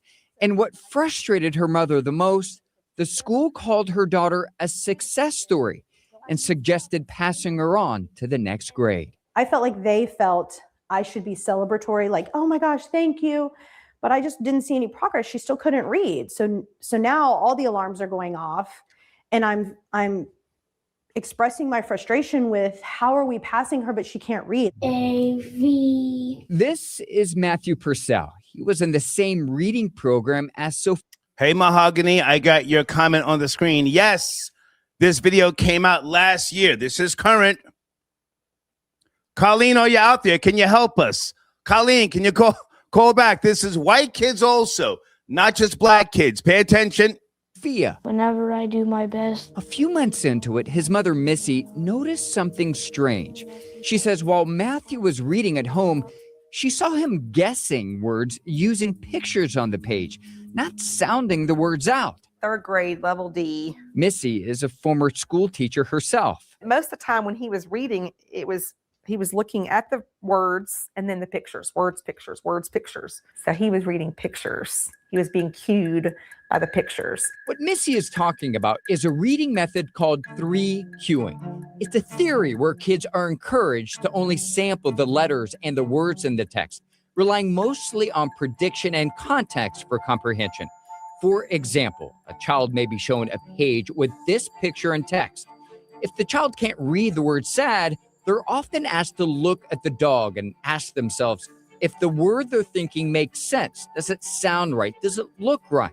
Some experts believe cueing doesn't put enough emphasis on phonics, sounding out words. I remember it was kind of hard and stressful because they told me to guess and look at the pictures to spell the words and stuff. Problems with reading and frustration lingered after leaving the program. Can't read it. Here's Matthew about 4 years later. Just do your best. I can't. I don't know any of these words. The program Matthew and Sophia were enrolled in is called Reading Recovery. It's one-on-one instruction for the lowest performing students in first grade struggling to read. Does that make sense? This is video of a reading recovery teacher in Kentucky posted on YouTube 9 years ago. The teacher... Stop right there. Timestamp Tiffany, do you want to call in? I like your comment. The national literacy rate with adults is staggering. Parents are ashamed. It becomes a disability that is passed on. Well, why are the parents... Let me slow down. Is it dyslexia, or are they just stupid, the parents? I would imagine the parents now would have to be, they would have been in the 90s, yes? They were from the weed generation, cannabis. So would the kids today be equivalent to a crack baby of the 80s, or am I totally off? Repeatedly stops the child from sounding out words. Why are you doing that? Quit doing that. Quit. You can't sound out. I don't know why you started doing that. Stop doing that. Stop. Once hailed as one of the most effective intervention models used in Georgia and across the country for decades, an Atlanta News First investigation uncovered evidence reading recovery could be harmful to children. The findings were not in the direction that reading recovery expected. Henry May is a professor at the University of Delaware. Reading Recovery asked him to conduct the largest study of its program ever tracking thousands of students in multiple states over 13 years. Last year, he published his results, showing the short-term impact of students largely positive. But then, it wasn't until we looked at the kids' outcomes years later when they reached third and fourth grade that we saw that the results had completely flipped and that the differences between the students who received reading recovery and the comparison group that did not, the reading recovery kids were actually worse off. It was a negative impact of reading recovery. If you have something that has research that shows that it is harmful, not only just not beneficial, but harmful to children, it should be banned. While at least 19 states have banned 3Qing or walked away from reading recovery over the past few years, an Atlanta News First investigation uncovered Georgia State University continues to use it, running a training center for teachers to learn reading recovery methods to bring back to the classroom. Since 2020. Are you guys up to speed on 3Qing? 3Qing.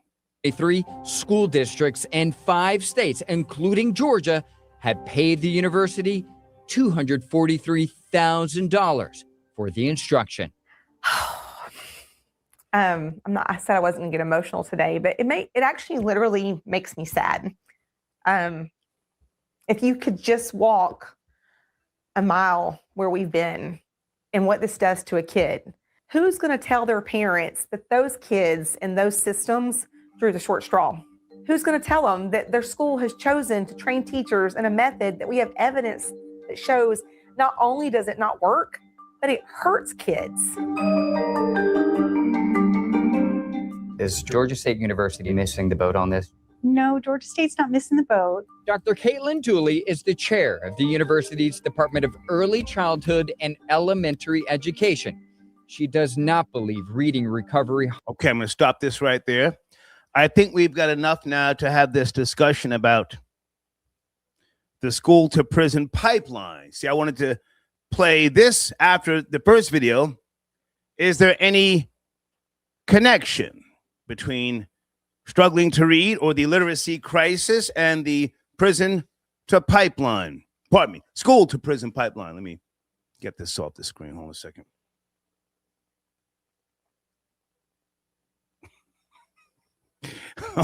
Hey, Boogie said, I blame Joel Santana. You know, we discussed the Joel Santana interview whenever that came out. Phone lines open. Or do you not care? I'm here to talk about it. You can still call in about Michael Jackson versus Chris Brown or Stefon Diggs. Maybe you don't care. Maybe that's why the kids can't read today. Wow. All right, hold on a second. Let me fix my drink here.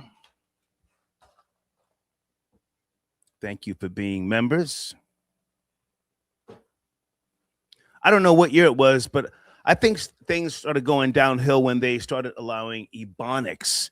Wasn't that in California somewhere where they started teaching Ebonics in schools? I forget what year that was. And I said, oh, shit. This is the end.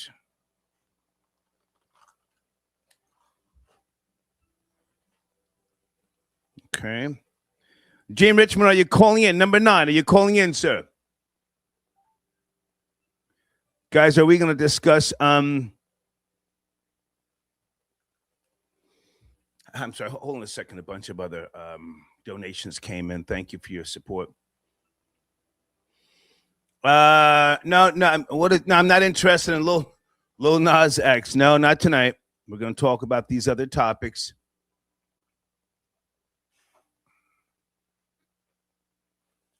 I don't know. What was it, 96? Rob Lowe, was it 96 when they started allowing Ebonics? Yeah. Wasn't that in the mid-90s? Oh, yeah, Oakland, yes. Sheila, are you out there from Tower of Love Foundation? Yes, Oakland, California. That's when they started allowing Ebonics to be taught in schools. Mm-hmm. Okay. Thank you for your donations. I hate to say it, but are the kids dumb? Al Tariq, I saw your comment. Al Tariq said perk 30 babies. There may be some truth to that. Maybe the kids are, the drug of choice has something to do with the disabilities or the level of concentration, from that whatever era the parents were doing that. Or am I crazy? Oh, there he is, my homie, the white Denzel Rory. Yo, what's up? What's up? My nigga, how you What's feel? up, What's up, my nigga? What's going on, man? Everything's good. Yo, ain't it so great to live in America where nobody cares today is Cinco de Mayo? There's no pandering going on. There's no president, honoring the Mexican president, passing around the Fiesta Bowl and making up some apologizing for taking their land. Ain't none of that. What we did this America is send out ICE to round up a bunch of them all across the country.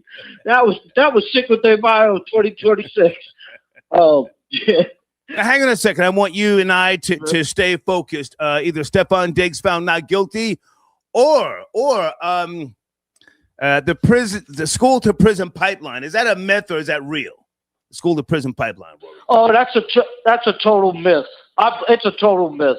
I mean, the schools are all changed now. Like all the schools all across the country, they've been like cut in half and turned into these charter schools and magnet schools, where they have they'll have like two schools inside one school. You know what I mean? Where back in the day, when I went to high school, when you went to high school, it was just one big, huge school. You might have 2,500, 3,000 people in your school. That's a lot. It's a lot.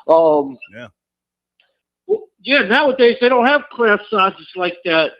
30 people in a class or 20. No, they do everything for them. They give them all type of therapies. Yeah. There's no bullying. They got all these these no bullying campaigns. They got all this. It's not like when we went to school. So there ain't no prison pipeline. They're talking about your kid don't know how to read and you don't even know that. You see I see the videos with the kids in like high school.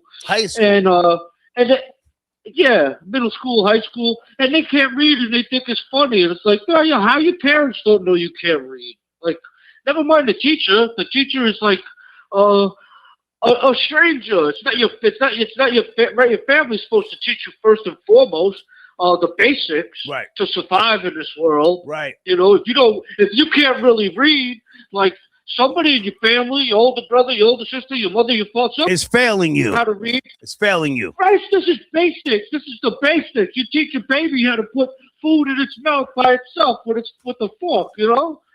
And then you're gonna blame the teacher. But no, there's no. No, hell no, Oh, and salute, I'll say salute to all the brothers and sisters. Well, can you hold on before you start, trying to give shout outs to the live chat?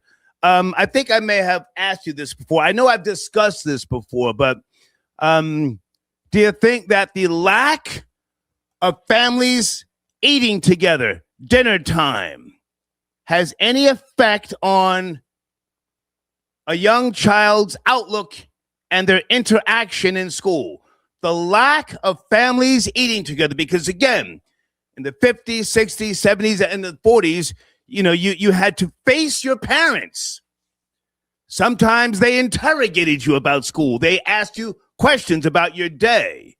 And there was a response that you had to give. You couldn't sit there and mumble and moan and play with your goddamn phone. So do you think the lack of family time at that dinner table or even the breakfast table contributes to the poor reading of today?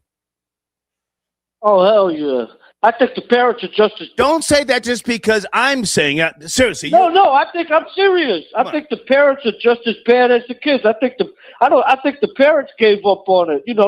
They're ordering Uber Eats just as much as the kids are. Right. Their faces in the phone just as much as the kids are. They're sitting on the couch, doom scrolling and ordering Uber Eats, and the kid, they got the kid in the account to Uber Eats, so they get what they want off of there. Right. And so it's not, it's not like just the kids being disrespectful. I think they let them get away with it. That's the problem. Yeah. I think back in the day, all the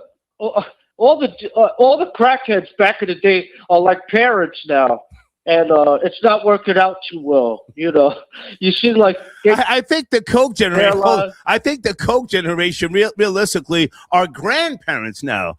I think the weed heads and the pill poppers, those who were on E from the early 2000s, I think those are the parents today. Those that were on Flocka, Ecstasy, Oxycontin. They were all on Oxy. Come on. Yeah, Come on. they were all on heroin and Oxycontin. All the pills. They were taking, Roxys and Oxys. And remember that? They were all dropping dead all over. Yeah. Overdosing on those pills. And they had the doctors were giving them out like they were candy, man. You know. So yeah, now you got all of their kids, and autism is through the roof, and now you got kids can't read. Maybe these kids just got autism on a low part of the spectrum, and then people, they never been diagnosed. How you can't read and you're like 13, 14 years old? Yeah. You can't like just read a paragraph and not get through it, not stumble. Like, that's crazy, What else you wanted to speak about? I don't. You wanted to speak about something else, or was it the Knicks, or what? What do you want to talk about? Oh, the Knicks are locked in right now. They look good, man. Yeah. Knicks in 6. That's the thing. Yo, I just want to say salute to all the brothers and sisters for bankrupting Spirit Airlines and turning that thing into the Waffle House in the sky. No, and it's actually gone belly up. Actually gone belly up. That was due to a lack of a merger. They couldn't get a merger. That's what happened. No. It was due to poor customer service reports. It was due to people avoiding it because of dealing with violence and crazy behavior 5,000 feet in the air when you already feel vulnerable. That's the reason that place went under. If it would have just catered to white people, then it would have been fine. It would have been a cheap airlines. And it would have stayed in business. It would have been back. Because when you pay for something cheap, you know what you're getting, and you're just happy to get it. I disagree, but go ahead. I disagree. Go ahead. Yeah, but these other people that pay for something really cheap, knowing it's cheap, and then they start trouble and complaining about the services. Like nothing's good enough. But anyway, it had its little run, and I definitely blame black people for that story, Spirit Airlines going bankrupt. Yeah. Definitely. All right. Everything else good? You want to comment on Stefon Diggs or no? Found not guilty. Stefon Diggs, Rory. He's kind of crazy, right? This guy's kind of, he's a YN. You can consider him a YN. Okay. I mean, he got Cardi B as a baby mama. Oh, this crazy case he got. Not guilty, good for him. Yeah. Okay. Well, it wasn't that serious. It wasn't like he was killing people or nothing like that, Yeah. So. Yeah. Great to talk to you, man. Salute. All right, man. Yes, sir. Okay. Rory tapping in. Ty Quinn, I got your donation. Thank you, sir. He says, good broadcast. Thank you, man. I appreciate that.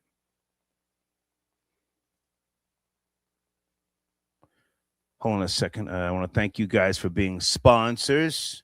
Big Rose, I got you, man. Salute. He says, the machine. Jewel said, reading is not important. Jewel Santan, only met him one time. Good guy. He did say that, though. Who's on the screen? Is that Redbone? Thank you for your comment, darling. I watched the Nature Boy doc. How do people let a crack baby lead them? It's crazy. Well, Redbone, do you want to call in? If not, don't worry about it. Nature Boy had swag. I'm not gonna lie. He had swag, and he was talking that talk that people were gravitating towards. We can't just blame the followers of Carbonation. We can't just blame that. People were sending money, donating, right? That's how he got Carbonation to move from Mexico to Costa Rica, Hawaii. He had the gift of gab. Yes, he did. Hey there, area code 917. Please watch the language. Good evening. Are you there? 917. Yes, good evening. How you doing, Star? Good evening. Who's this? Yeah, my name is Fancy. I'm from the Bronx. Hey, darling. And I want to talk about the children that's not reading. It's so sad to hear that this is going on modern day. I have 2 small sons, and I have them in Catholic school. Okay. It's implemented every day that they must read for 30 to 40 minutes. Okay. Where is this that is happening? I don't know if it's probably like a public school thing or, I hate to be divisive with it, but that's really, really wild. And I'm concerned for the future. This appears to be a nationwide issue. The video that I just played showed a lot of white kids and white parents. And I purposely didn't want to show just black, children. Right. So it appears to be a national crisis. The video, came out last year, and it's titled Literacy Crisis, How Decades of Teaching Practices Left Children Behind. Yeah. Right. Go ahead. And I agree with what Rory had to say prior to my call when he said that it's a home thing. 100%. When there would be times when my sons, they would say, I don't want to read today. And I would tear them out the frame. No, you're going to read today. We're going to read every day. Reading is fundamental. And, just opening a book, it opens so many stories. Everything cannot be just a tablet. And, all of these electronics, it's overstimulating these children's minds. And I think that is where the decline is beginning. Well, let me say I don't have the answers. I mean, I'm kind of, appalled at what I see, but at the same time, I don't have small kids. And when I date women, I prefer that they have grown-ass kids who have careers or good jobs. So in a sense, it's like right. I'm shrugging my shoulders like, oh, well, but it appears to be a real crisis. Your children are younger, middle school, elementary school, what? No, they're in elementary school. So when you had just touched it, elementary, my son is in 2nd and 4th grade. Okay. So it's crazy. They're reading novels, so for me to hear that children can't even do picture books, what? Yeah. I don't know what to say. We got to pray for the future. Do you think that the lack of reading on a large national level has anything to do with the alleged school to prison pipeline? Do you think that's a real thing? More or less, definitely. Okay. I definitely do believe in that. Because if you feel stupid, you act stupid. Okay. And that's just going to lead to, bad decisions. Yeah. And it's just, I hate to say that. I hate to sound cynical, but like I said, I'm from the Bronx. I see it with my own eyes open. And it's unfortunate, but hopefully. Let me ask you a question. Together, the parents. Before you go. Sure. Let me ask, with what appears to be the decline of rap culture, not hip hop. Hip hop has been dead a long time ago. But with the decline of rap culture, do you think that there stands a chance for young people, black and white, to become more focused on something that's positive? There is a decline. I hope so. Good. I totally hope so. Rap culture right now is garbage. Yeah. You hear this Boston Richie and all of this nonsense. I hate to divert to another topic or, more or less a subject. Ski. Bust your head. Ski. Yeah. Yeah. Girls talking about this, that, and the third is whack. Okay. It's very whack. It's not uplifting. It's not motivational. There's no ambition in the music. It's a doozy. Okay. I appreciate the call, Dawn. Thank you so much. Yes. Later, Star. Good night. Good night. Guys, sit tight in the phone queue. What comment is on the screen? Look at the effects of lead poisoning. Urban communities have galvanized lead pipes in their infrastructure. Huh? Can I ask how old you? I know you're a member. I appreciate you, but lead point, that's something from the 70s. Lead-based paint, lead pipes. There's all sorts of new building codes and restrictions. And pipes. That must be a nigga in his 60s. Lead poison. Thank you for chiming in. Big Rose, I got you. What's that? Okay. One second. Lead poisoning.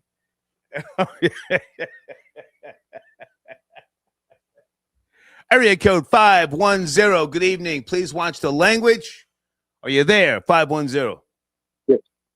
Hello, sir. Hello, Star. Good evening, Star. How are you, sir?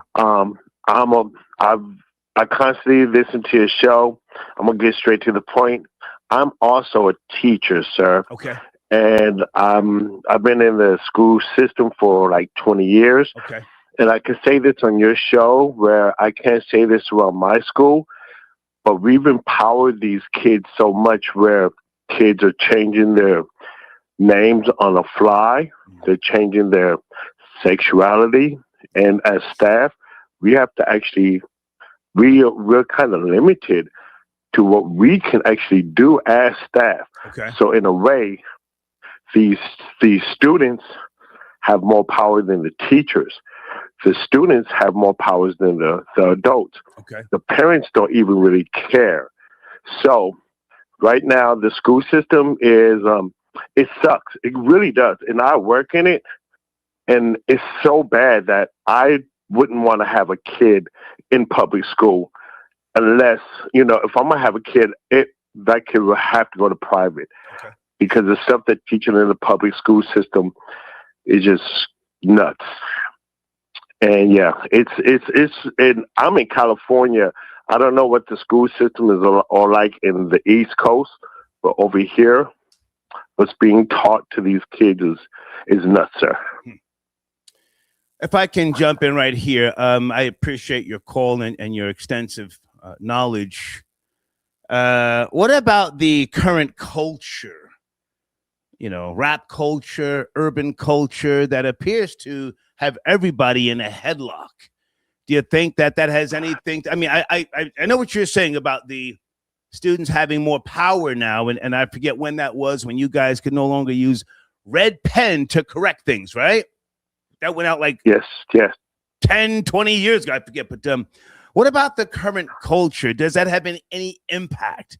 I don't know. I'm just asking. I'm just going to just put it like it's a drop in the bucket in the whole scheme of things, because I don't want to put it all on entertainment. I mean, kids aren't expected to do cursive writing anymore. Parents aren't holding kids liable for their homework. Right. Yeah, accountable. Excuse me, sir. And I just don't want to put it all on rap music or entertainment in itself. I mean, it's just really is a rabbit hole like this that's just escalating, sir.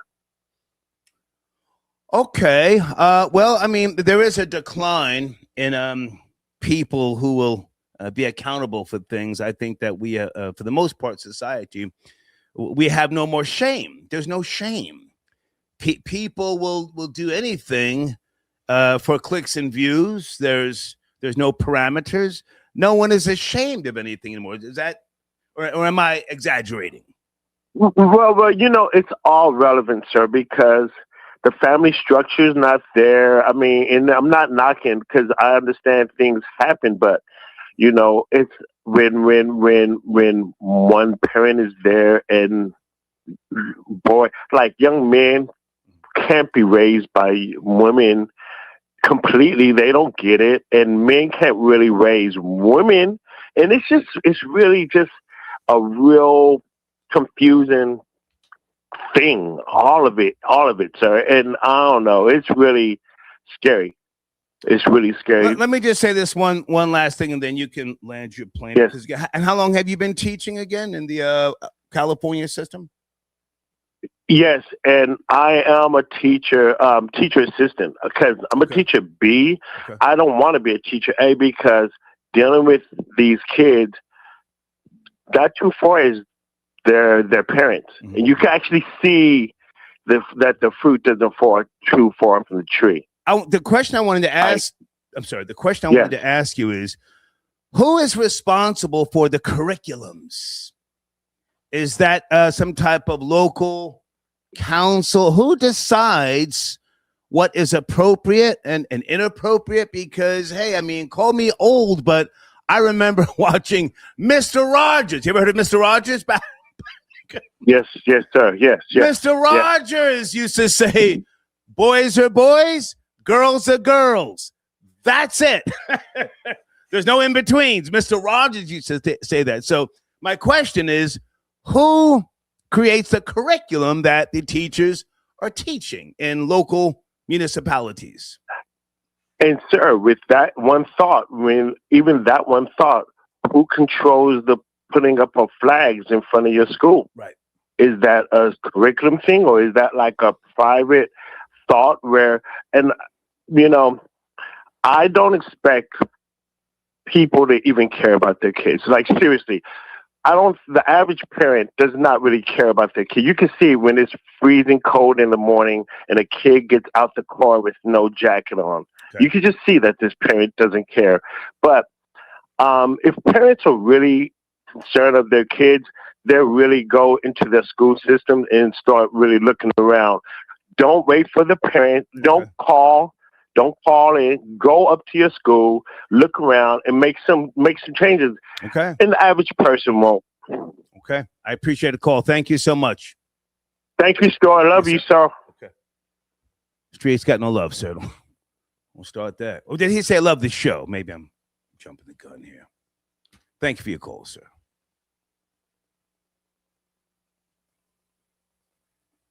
Thank you for your patience. Who am I speaking to? Area code 718. I had your donation on the screen. 718. Angel. Hey. Good evening, Star. You hear me clearly? How are you, sir? Pretty good. Can't complain. So, quick story. Grew up in East New York. My parents owned a mortgage. In 2007, moved us out to your neck of the woods in Hazleton, Pennsylvania. Okay. They tried to get us out of here because East New York was too dangerous. I kept coming back and forth because I love New York City. Ended up getting locked up and did 2 years in New York City. Oh, my God. I've always blamed the school system for two reasons. My parents owned a mortgage in Brooklyn, so they could only buy me Shaq sneakers or Payless. Okay. My friends that lived in the projects had all the new Jordans. Of course they did. So going to high school, I used to see that, and I used to get teased on. So I had to fight every day, until the point that I realized that I could just take it from people. And I ended up going to prison for robbery. Oh, wow. Because I've always wanted to take things, you know what I'm saying? And I blame school for that. You know what I'm saying? Like, I feel that to this day, schools should have uniforms. There's no reason why kids should be wearing Balenciagas. Can't even spell it. Right. You wearing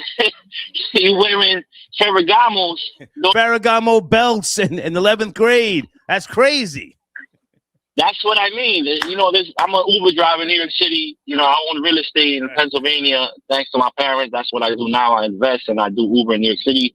But I still blame the high school system. I take kids every day to school in the mornings doing Uber. They dress better than me, and I work every day. Well, I don't know what to say. I mean, I appreciate your honesty. But with regards to, the topics that we've put on the table aside from Stefon Diggs, I was asking if you have, maybe this is a good topic for you here. Is there any truth to the school to prison pipeline? It sounds like you're saying yes. Yeah, I believe so, because all the basketball stars that I used to see in my high school were playing basketball in the prison yards where I was at. Okay. So, I asked myself, why did we all go from high school to the prison yards? And there's something there that I'm still trying to figure out to this day, that if it had to do with the curriculum, if it had to do with the attention from the teachers, You know, and I don't know if it's still correlating to this day, because now it's even worse with the social media aspect compared to 20 years ago. You know, so Can I jump in here for a second? Pause. Can I jump in? With all due respect, you said your parents, what did they do? You said something about a mortgage. They had a mortgage? Yeah, they owned the house in Brooklyn. I was raised with a house, not in the project. Okay. Salute to your parents. They more than likely they set a good example for you. Is that fair to say? Yeah, I still own to this day. Okay. You got caught up in the streets, my nigga. You got caught up, you know. You did somebody tell on you, or did you just, you know, you said, nah, I'm not gonna tell. I'm gonna go do the time. If you That's what I did. Not gonna tell. Hold on. You said you're from Brooklyn. Yes, sir. Okay. Brooklyn niggas always go rob people most of the time in packs. And there's an understanding. If you get caught, it's every man for himself. Right or wrong? 100% true, Star. I've been there. I've been 2 years. I've been there. And when I got caught up, I said, he did it. He's the gang leader. I'm holding him down. So you chose not to tell. You went to the penitentiary, but now you're blaming the school, leading you into prison. I don't see it. Go ahead, take it from there. Yeah, no, just an opinion based. I'm talking based on, you know, the little experiences that I have. Yeah. You know, I was still blaming the school. I still had a great upbringing. I can't complain, man. But going to school and seeing the things that my parents couldn't get me, and I know I could have just take it from people, I chose that route. You know, today, like I said, I'm a real estate investor, and I make enough money to buy whatever I want. Salute. You know, but the guys that you were robbing with, you know, when you came out, they said, yo, you're a real nigga. You didn't tell. You're a real nigga, right? That's basically what you get. Yeah. You know, probably a meal here and there. Yeah. You know, that's about it. That's the congratulations you get, you know? Hey, I appreciate you, man. Salute. Thank you, Star. Have a good night, man. Yo, you a real one.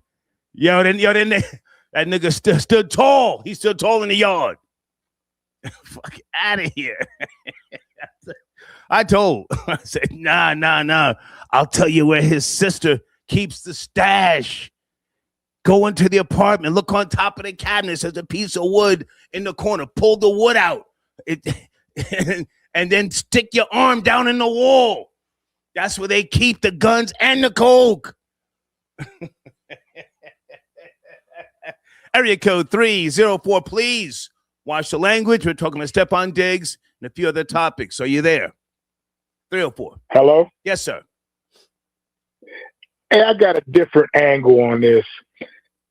Ever since they started inducing women at labor, the kids been messed up. Okay. Prison labor? I want to be clear. Prison labor, what you talking about? No, I'm talking about like when women's in labor to have a baby, they induce her to have the baby come out a little faster. Okay. Ever since they've been doing that, the kids been messed up. Okay. And another angle, teachers in school teach kids to go to college. They don't teach kids about life. Okay. And I land my plane. No. Stay with me. You could have knowledge here. I don't know. Are you a father? Yes. Okay. And I go ahead, Star. Go ahead. I'm listening to you. Take your time. Come on. I'm listening to you. Come on. Yeah, but I believe that because they did do a study on that, inducing women at labor, make the baby. They did that. They said that was causing ADHD, or people forgot they said that a couple of years ago, and ain't nobody saying nothing about it. You know, people's missing stuff on TV that's really going on, and they're not saying it. But I mean, I don't know, man. My kids, I tell them to read. I mean, read me something. They just scatter like roaches. I was reading something here because with regards to whatever the technical terms are to force them to have the baby sooner and versus C-sections and all that stuff. Do you remember, or do you know with regards to genetics Is it the females with regards to the causes of abnormal births and things like that, or is that, am I going down the wrong path here? No, they were saying they was coming out with ADHD and problems like learning disabilities from it, and everybody forgot about that. That they said that like 2-3 years ago, but I don't hear nothing about it no more. Yeah. I don't hear nothing about that no more. I don't know why they're covered up. They covered it up because they stopped inducing women for like a year. For like a year, and then they started it back up. Can I ask how old are you, sir? What I'm saying. How old are you? I'll be 60 this year. Okay, so our generation, you know, what was the Coke generation? So we know what we went through, and you know the insanity, the theft, and everything that went with it. But the 90s into the 2000 eras, I mean, that's, I don't know if that has been studied. The drug of choice and the counterfeit pills that had to have had some type of effect on, you know, different things, genetics, or I don't know, chromosomes, something that had to have had effects by way of that stuff. What do you think? Or am I rambling? I think you're rambling a little bit, but I think I don't know about cocaine. I live in a small town. Them New York cats was the one that brought the dope here. So we didn't really know about dope like that. So everybody wasn't on dope like that. You know what I mean? When they came here, they made everybody money. Right. They was making their money. And so it was a lot of people on drugs. Right. You know what I mean? We went through that little drug era, you know what I mean? Sample everything, because older people used to say, try everything once before you die. Hold on a second. Stay with me. Stay with me. Somebody in the one of the members. Drugs can mutate the DNA. That's facts. Okay. I'm just asking because I remember whatever year that was, maybe 2011, 2012. You ever heard of the drug called Flocka? Flocka. That's a Haitian drug. They sell that. Sir, there was white people down there in by the hundreds and possibly thousands in Florida on Flocka. Yeah, biting people's faces. Yeah, but it was $50. It's $50 an ounce for that. I know. I never tried it, sir, but I'm just saying sometimes, you know, I never tried it. We have to look at the drug of choice for the generation. Good. I'm sorry. Good. Come on. I got friends in Florida that told me it was $50 an ounce, and the Haitians got it in their stores down there. And you walk in, if you don't look suspicious, you can be like, "Yo, man, go in the back. Let me get that."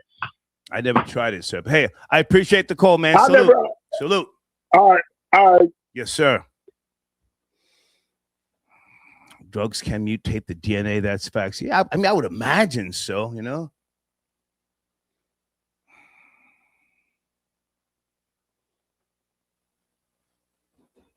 I hate to say it, but, you know, this is going to be a crazy question. Fellas, once upon a time, did you prefer cokehead pussy or pillhead pussy?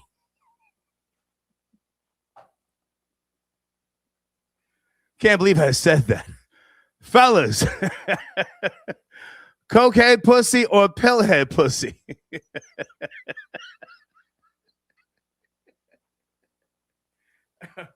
Me personally, I preferred pillhead pussy.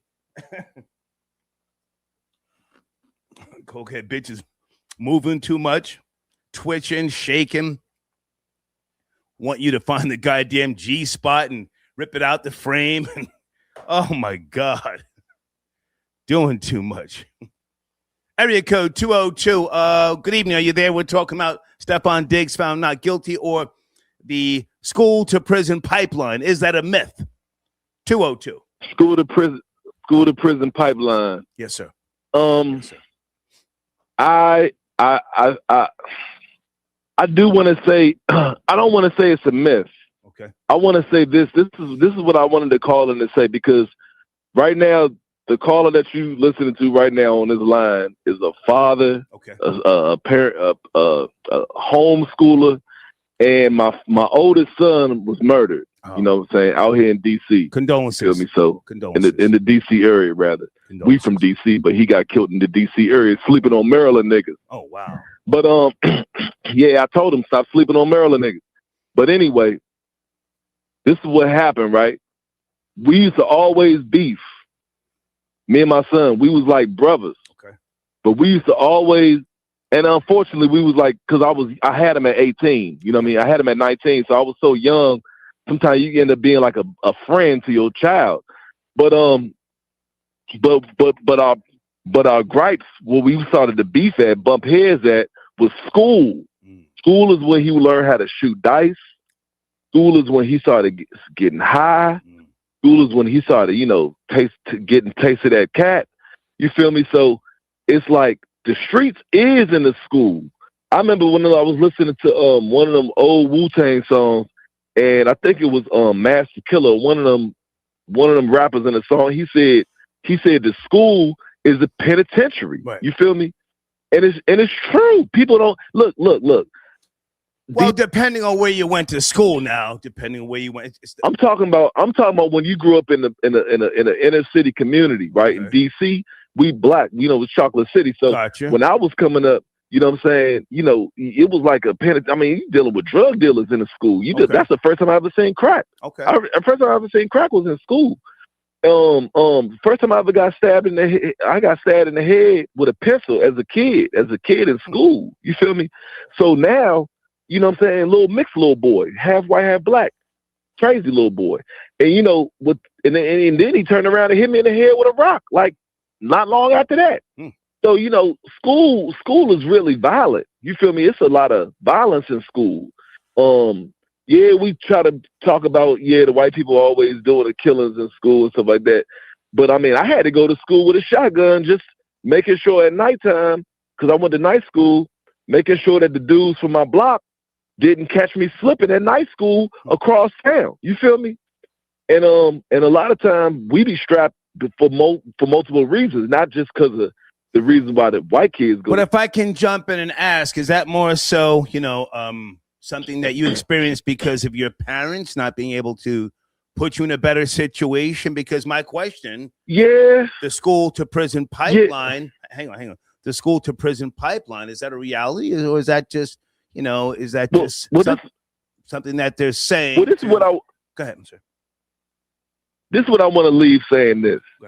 I believe that there are systems, right?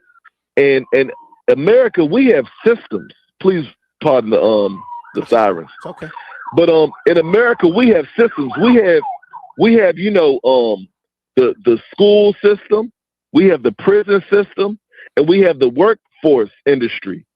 In these systems, they kind of like one hand wash another, because the Rockefellers really started the school system the way we see it now. It wasn't always this way. You feel I'm coming from? I homeschool my little boy now. Okay. He's 8 years old. I homeschool him.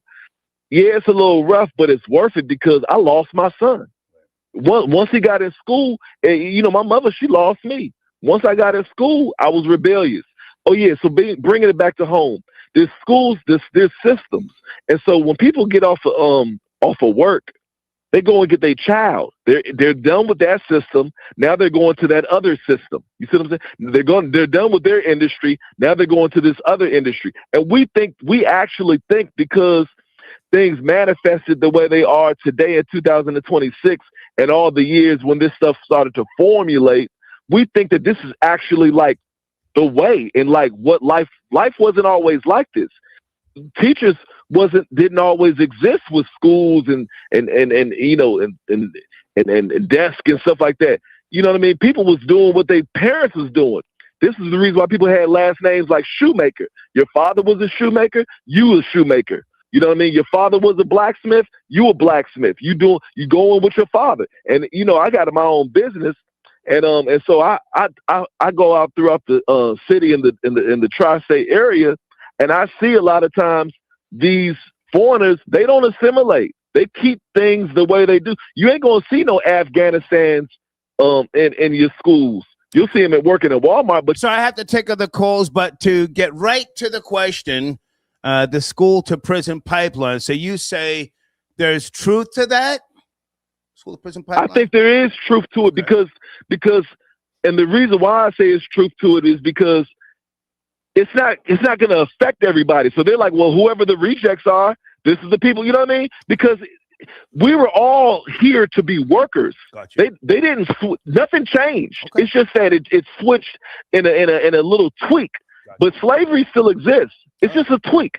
So if we can get a percentage out of these people, then that's on y'all. And it really falls on you as an individual, as your parent. You should have been growing up in a 2-parent household. You should have had things the right way. And yeah, you won't fall victim to that thing. But sir, I have to take the calls. I appreciate you. Salute. No problem. Thank you for letting me talk. Yes, sir.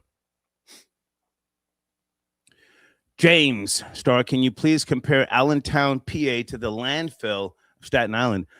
In what? I don't know, sir. I mean, what are you? Can you be more specific? I used to go to Allentown, PA once in a while. Well, I mean, I always used to go out there for business reasons, but not really to hang out. I've been to a couple of Latin clubs in Allentown, Pennsylvania, back in the late 90s. Good people. I never had a problem there. Staten Island is a place I know very well. I dated a couple of girls in New Dorp. You ever heard of New Dorp, Staten Island? And I was in a 9-year relationship with a girl, Israeli girl. I'm not going to say what area. In Staten Island. Good times in Staten Island, but just two totally different places. So, but thank you for your donation.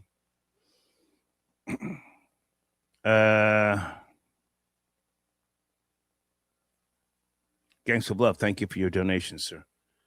I've been watching Jeopardy to claiming.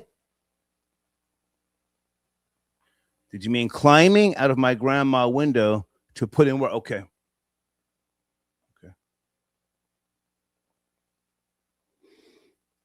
Someone says, Star, this is kid you bullied. I was not a bully, sir. I was never a bully. I mean, I think people think because I'm very confident in how I speak and I'm very proud of where I'm from, the suburbs, you assume I'm some bully. I'm not a bully, sir. I never was. I didn't try to bully people growing up. I was a very free, free young man moving about, so to speak. I was not a bully. If anything, James Bond was one of my heroes. Sean Connery. So if you know about James Bond, his specialty was getting out of a situation. Think about it. Not fighting 20 niggas like, Bruce Lee and the rest of these guys. Wang Yu, my brother, his favorite martial artist you guys probably never heard of. Wang Yu. Me, I'm trying to get out of a jam. I'm not trying to fight nobody. My brother used to beat the brakes off of me back in the 70s. And now when I got to New York in 81, I said, that will never happen again. Have I had brawls? Yes. But I wasn't some guy out here picking on people, teeing off on niggas. That was never me, sir. I would watch, pay attention to my surroundings, and focus on how to get out of a situation. If I'm in a room, if I can just ramble for a second, if I was walking into a room, I'm looking for the exit. I'm looking for a window. I wasn't like, yo, I'm gonna shoot all these niggas. The fuck? Hey, is that timestamp Tiffany, area code 551?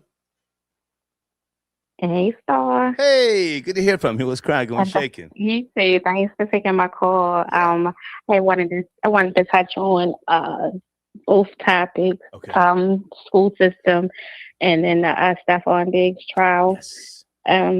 We talk about it all the time. He mentioned, I'm not taking Diggs at the caller, but said something about being more so friends with his son. And I wanted to ask you, because you talk about your dad a lot, and like in the Michael Jackson referred to his dad as Joseph, and you refer to your dad by his first name. Like, why was that acceptable? I called my dad Bill. Yeah, I always wanted to know, like, why was that acceptable? Was that something that just happened back then? Like, he was okay with Bill or Dad. I mean, it wasn't just Bill, but I mean, I was fascinated by him because hell, I was raised in the suburbs of New Jersey. He was from Durham and Raleigh. When I say my father was a country nigga, he was a country nigga. So I was trying to make that connection just like on that real cool level because, I mean, not to ramble here, but my father was one of those country niggas who always carried a gun up under the seat of the car. And I've seen him literally, I mean, he was like one of those road rage people. He would get out and then hit the other person in the head with the goddamn gun. So I'm like, whoa, I'm like, Bill, is everything okay? Bill, you know. Does that make sense? Right. Good. Yeah, it makes sense. Yeah. He was out I there. I just always wondered about that. You know, referring to him by his first name. But I was gonna say, back to the parents and the literacy rate. Sometimes it can be very crippling, and I've seen adults who have problems with reading, and so they put a lot of the responsibility on their children. Well, you'll do better than I did, and then they become reliant on them. If that makes sense. Yes. And what else I was going to bring up? So we talk about Stefon Diggs, but back to the literacy thing. Did you see the story? I don't know if you played it because I came in like 30 minutes into the broadcast. With the kid in Philadelphia who is facing possible expulsion because he exposed high schoolers who weren't able to read a simple sentence. Did you see that? I saw that on Instagram. Is there a YouTube news video? If so, can you send me the link? I saw it on Instagram. Yeah, I'll find one and send it to you. But yeah, he's facing expulsion because they're in high school and he had them just read a simple sentence with certain words. Back to the Stefon Diggs trial, I thought that was crazy. I sent you a video with that one, how he just like stared at her when she was leaving out after the verdict. And I'm like, this is so sick and twisted. He, to me, it just comes off like this sex demon who just can't get enough and who bases his masculinity on how many women, you know, he can bag, or just having them all within the same vicinity in the house, getting them DV was just a certain level of control. And it was just something so sick that I saw with them both. I feel like they'll be back in the sack, if you will. It's just like, I just noticed, like, he's just that toxic male energy. Like, he got off on this trial, even though nobody wants to be in that situation. You know what I'm saying? Obviously, but you know, and then she played herself too. So that's gonna follow her forever, you know.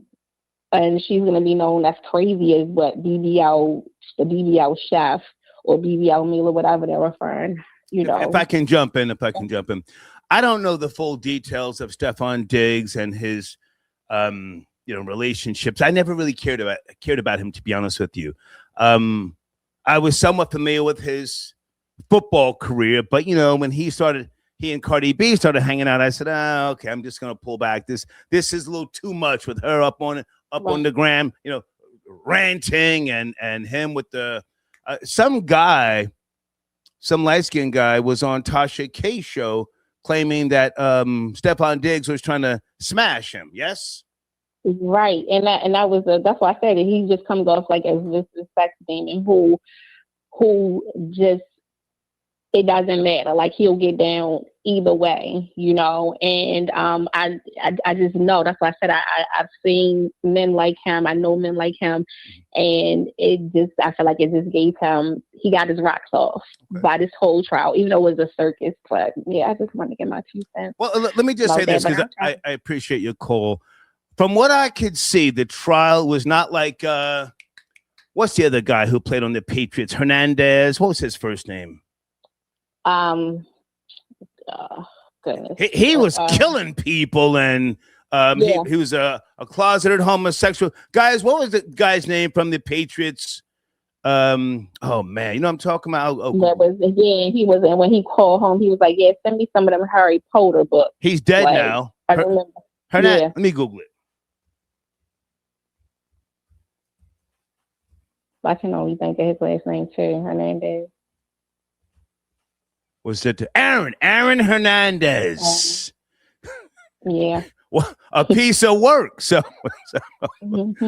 so I mean, I can get past Stefon Diggs and his little whatever happened between him and that female, and I'm not going to kick her back in, but it's a trending topic. Hey, I appreciate you. Anything else? Anything else, Tiffany? Anything else? No, that was it. I think that was all that you covered pretty much so far, right? Great to hear from you. Like I said, I just came in. Thank you for taking my call. I'm gonna try to find a video for you here. Thank you so much. Thank you. All right. I'm tuned in. Bye-bye. All right. Anybody else care about Michael Jackson versus Chris Brown? We discussed that earlier. If you're a Chris Brown supporter fan, I'll let you speak. I just don't, I don't see any comparison. Somebody made a good comment earlier. What dance move did Chris Brown pioneer? Let me look in the live chat. What is he known for? He's popular, but he is not a household name. Anybody want to speak to that?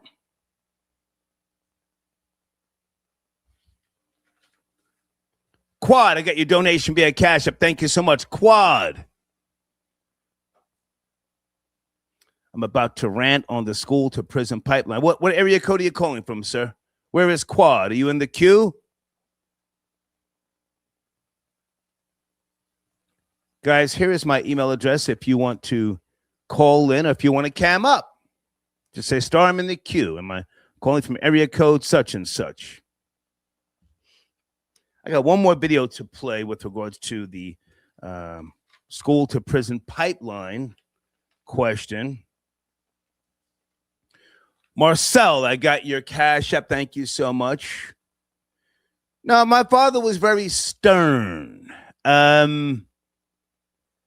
Yeah, again, I called him Bill to try and be cool with him. He wasn't a mean-spirited man, never hit me, but he was one of those people who he didn't like to repeat himself. So when he would say something like, I'm watching the baseball game, boy, give me some space.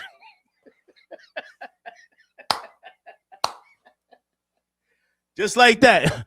Anybody's father or grandfather who watched baseball back in the days, I'm watching the game, boy, give me some space.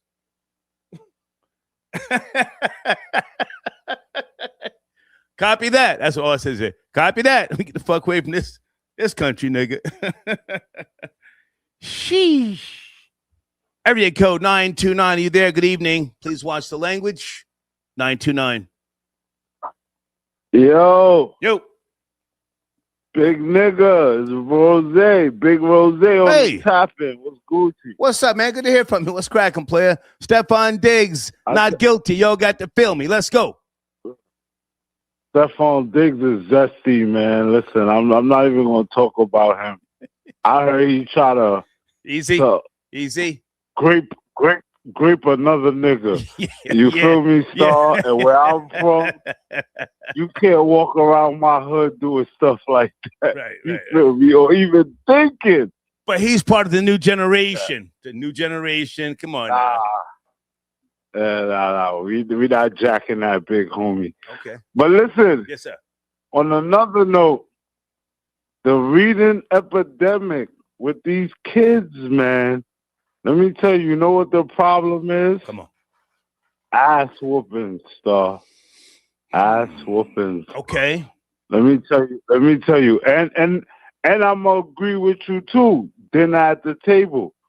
That's a time where ain't no phone. Right. I'm like a mixed era. Okay. I grew up when the phones just came.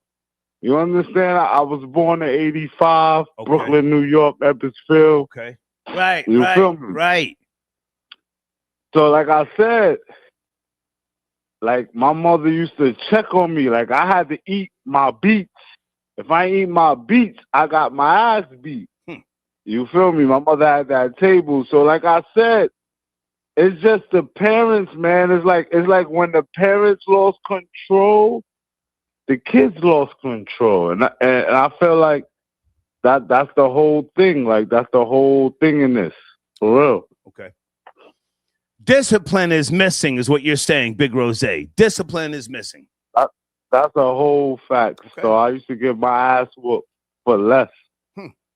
Like, you understand? Like, these kids, they say school starts at home. But lately, home is not where discipline is at. So how can school start where discipline is not? Right. Like, that makes no sense to me. Yeah. Like, you feel me? Like, you have to have control over what you made. Like, it's just like your podcast. Like, a nigga can't come in here and drop false facts. Yeah. You're going to be like, nah. Deeds, where you at? Shout out to Deeds. I mean, salute to Deeds. You understand? Right. You're not allowing that. So we can't allow kids to be grown-ups when they kids. They don't know what's going on. Right. And that's where I'm at with that. And I want to say salute to the Knicks because I did say Atlanta Hawks. Well, now, hang on a second, Big Rose. We're gonna have to revisit that conversation. When is Game 2 against the 76ers? I think it's tomorrow. Every game is the day after each. Right. So it's a day between. All right. Listen, let's talk tomorrow because I want to see if the Knicks if they really found their groove. But salute, man. Salute. Yeah, all right, cool. So salute. you stay true and let me know when you in the town because I know Bradley on your ass. Easy. Don't be mentioning Dennis the Menace. Salute. All right, salute. Okay, Big Rose tapping in. Good guy.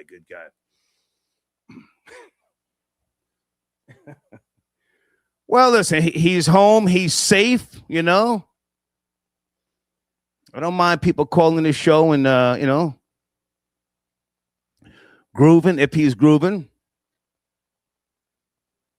Gangs of Love, I see he says 85 cell phone didn't come out till 2000. No, that's not true, Gangs of Love. That's not true. I appreciate you, but well, you had car phones in the 70s. The first, let me Google real quick. Hold on a second. It's in the early 80s, actually. But they cost money. The Motorola Dynatac was released in 1983. Gangs of Love. $4,000. And they were expensive. Anybody remember how much of the cell phones in the early 80s, how much were the calls per minute? I forget. They were expensive. But yeah, cell phones have been around since the early 80s. The first one was the Motorola Dynatac, D-Y-N-A. Released in 83, to be precise. Okay, somebody called and they said they wanted to talk or they wanted to rant. Area code 718, is that you? Please watch the language. Hey. 718. What's going on, Star? It's Quaid. Hey, man, how are you? Oh, I got your donation. Salute. Where do you want to start, sir? Where do you want to start? Oh, I wanted to talk about the school to pipeline. Excuse me, the school to prison pipeline. Yeah, the school to prison pipeline. Is that a real thing or is it just, is it a myth? I don't think it's a myth. I think there's a breakdown of the nuclear family. Okay. And the way I view it, I don't have any kids or anything like that. Okay. But outside looking in, you always hear about teachers who are underpaid. You hear about the mother and the father both not being at home or working. Okay. And, you have this combination of the two where there's no household structure, and the only structure that's given is in the school. But the teachers, they're underpaid, so I don't think they really they can enforce or give the guidance and direction to these young people that we hear about. Mm-hmm.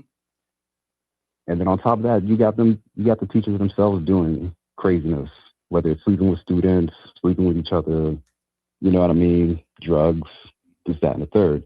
A lot of what you hear about in the prison system. So I don't think it's a myth. I think this is, and it's going to sound crazy, very conspiracy theory. I think it's an effective breakdown of society, of people themselves. You should start when they're young. If I can jump in for a second, I appreciate your patience and your donation. Are you and I qualified to speak on this? We're not parents. We've had girlfriends with kids, and we, sometimes we give that cynical opinion. Oh, yeah, hey, here's the problem. But in reality, hang on. In reality, if you don't have kids, then you don't know. I'm man enough to say, I really don't know. Come on. I don't really know. No, I agree. I really don't know.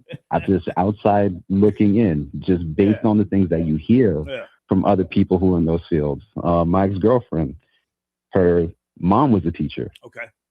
And she would have to come out of pocket to buy supplies for students. She would also talk about how, like, oh, I've been calling this parent's house, they're not picking up, they don't really, you know what I mean? Things like that.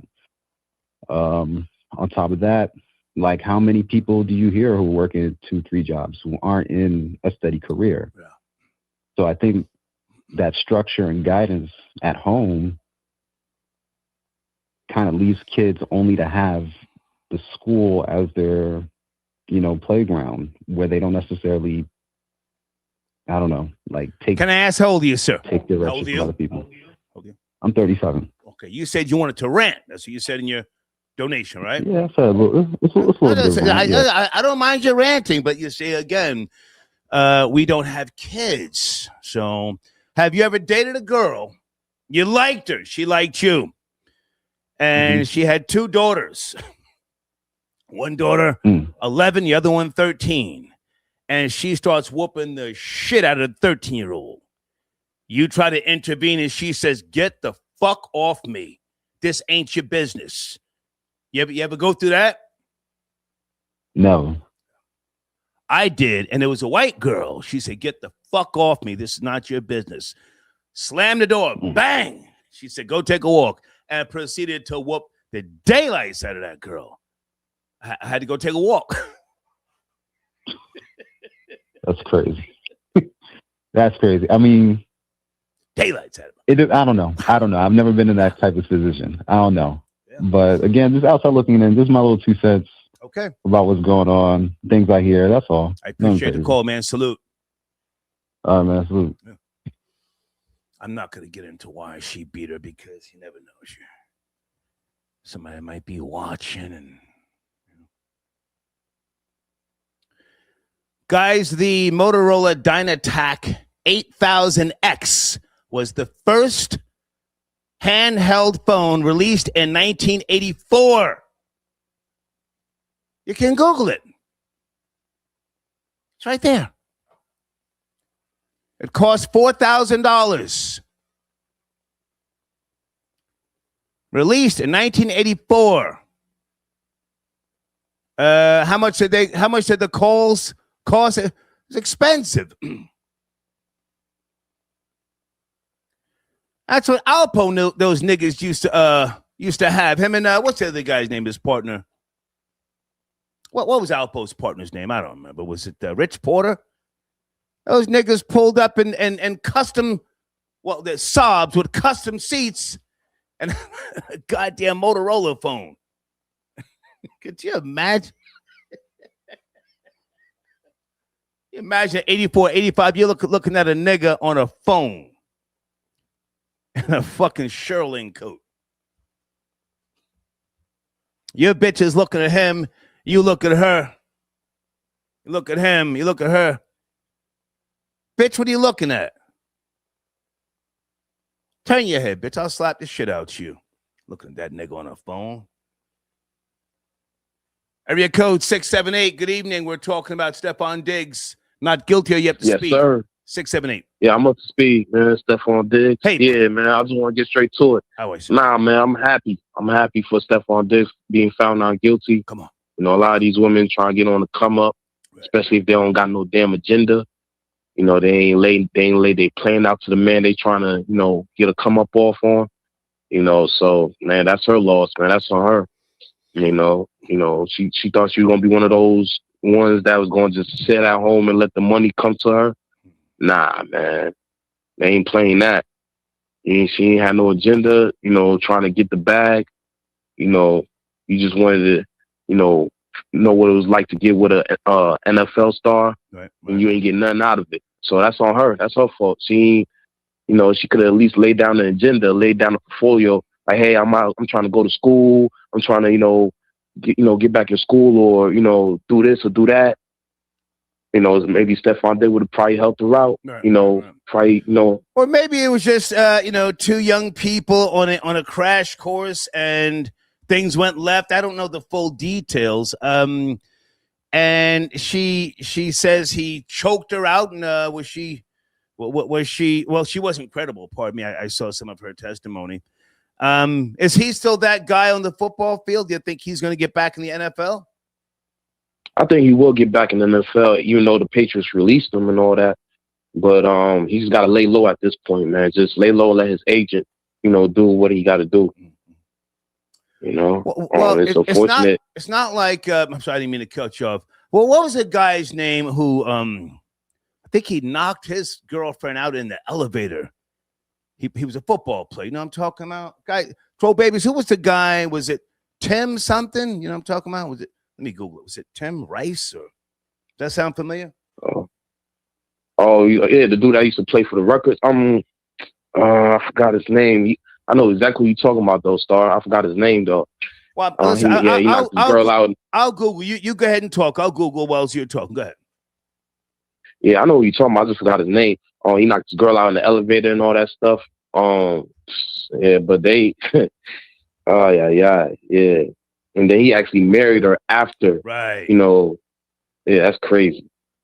Yeah. Ray Rice. Hey, Ray Rice. Yeah, my nigga. Yeah. And supposedly the chick started it first, spitting at him and all that stuff. That's alleged, sir. That's so take it easy. Okay, so all right, so he'll be okay. He'll bounce back. Stefon Diggs.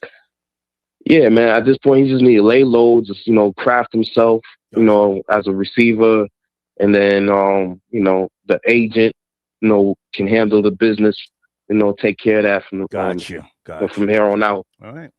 Salute, man. Salute. Hey, Star, can I send a message to the black men or black people? Sure. Go ahead. As my way of. Go ahead. All right, man. PSA for black people, and especially black women. Because you see all these other races, have these, these high quality lifestyle. Don't mean we gonna have it. That might come in abundance, but don't force it. Like, don't force your way to get those type of things that, the dominant white society has. Just take one day at a time. Just focus on being great mentally, physically, spiritually, and all that stuff will come in abundance. So don't force it. Okay, good to talk to you, man. Salute, Star. Yes, sir.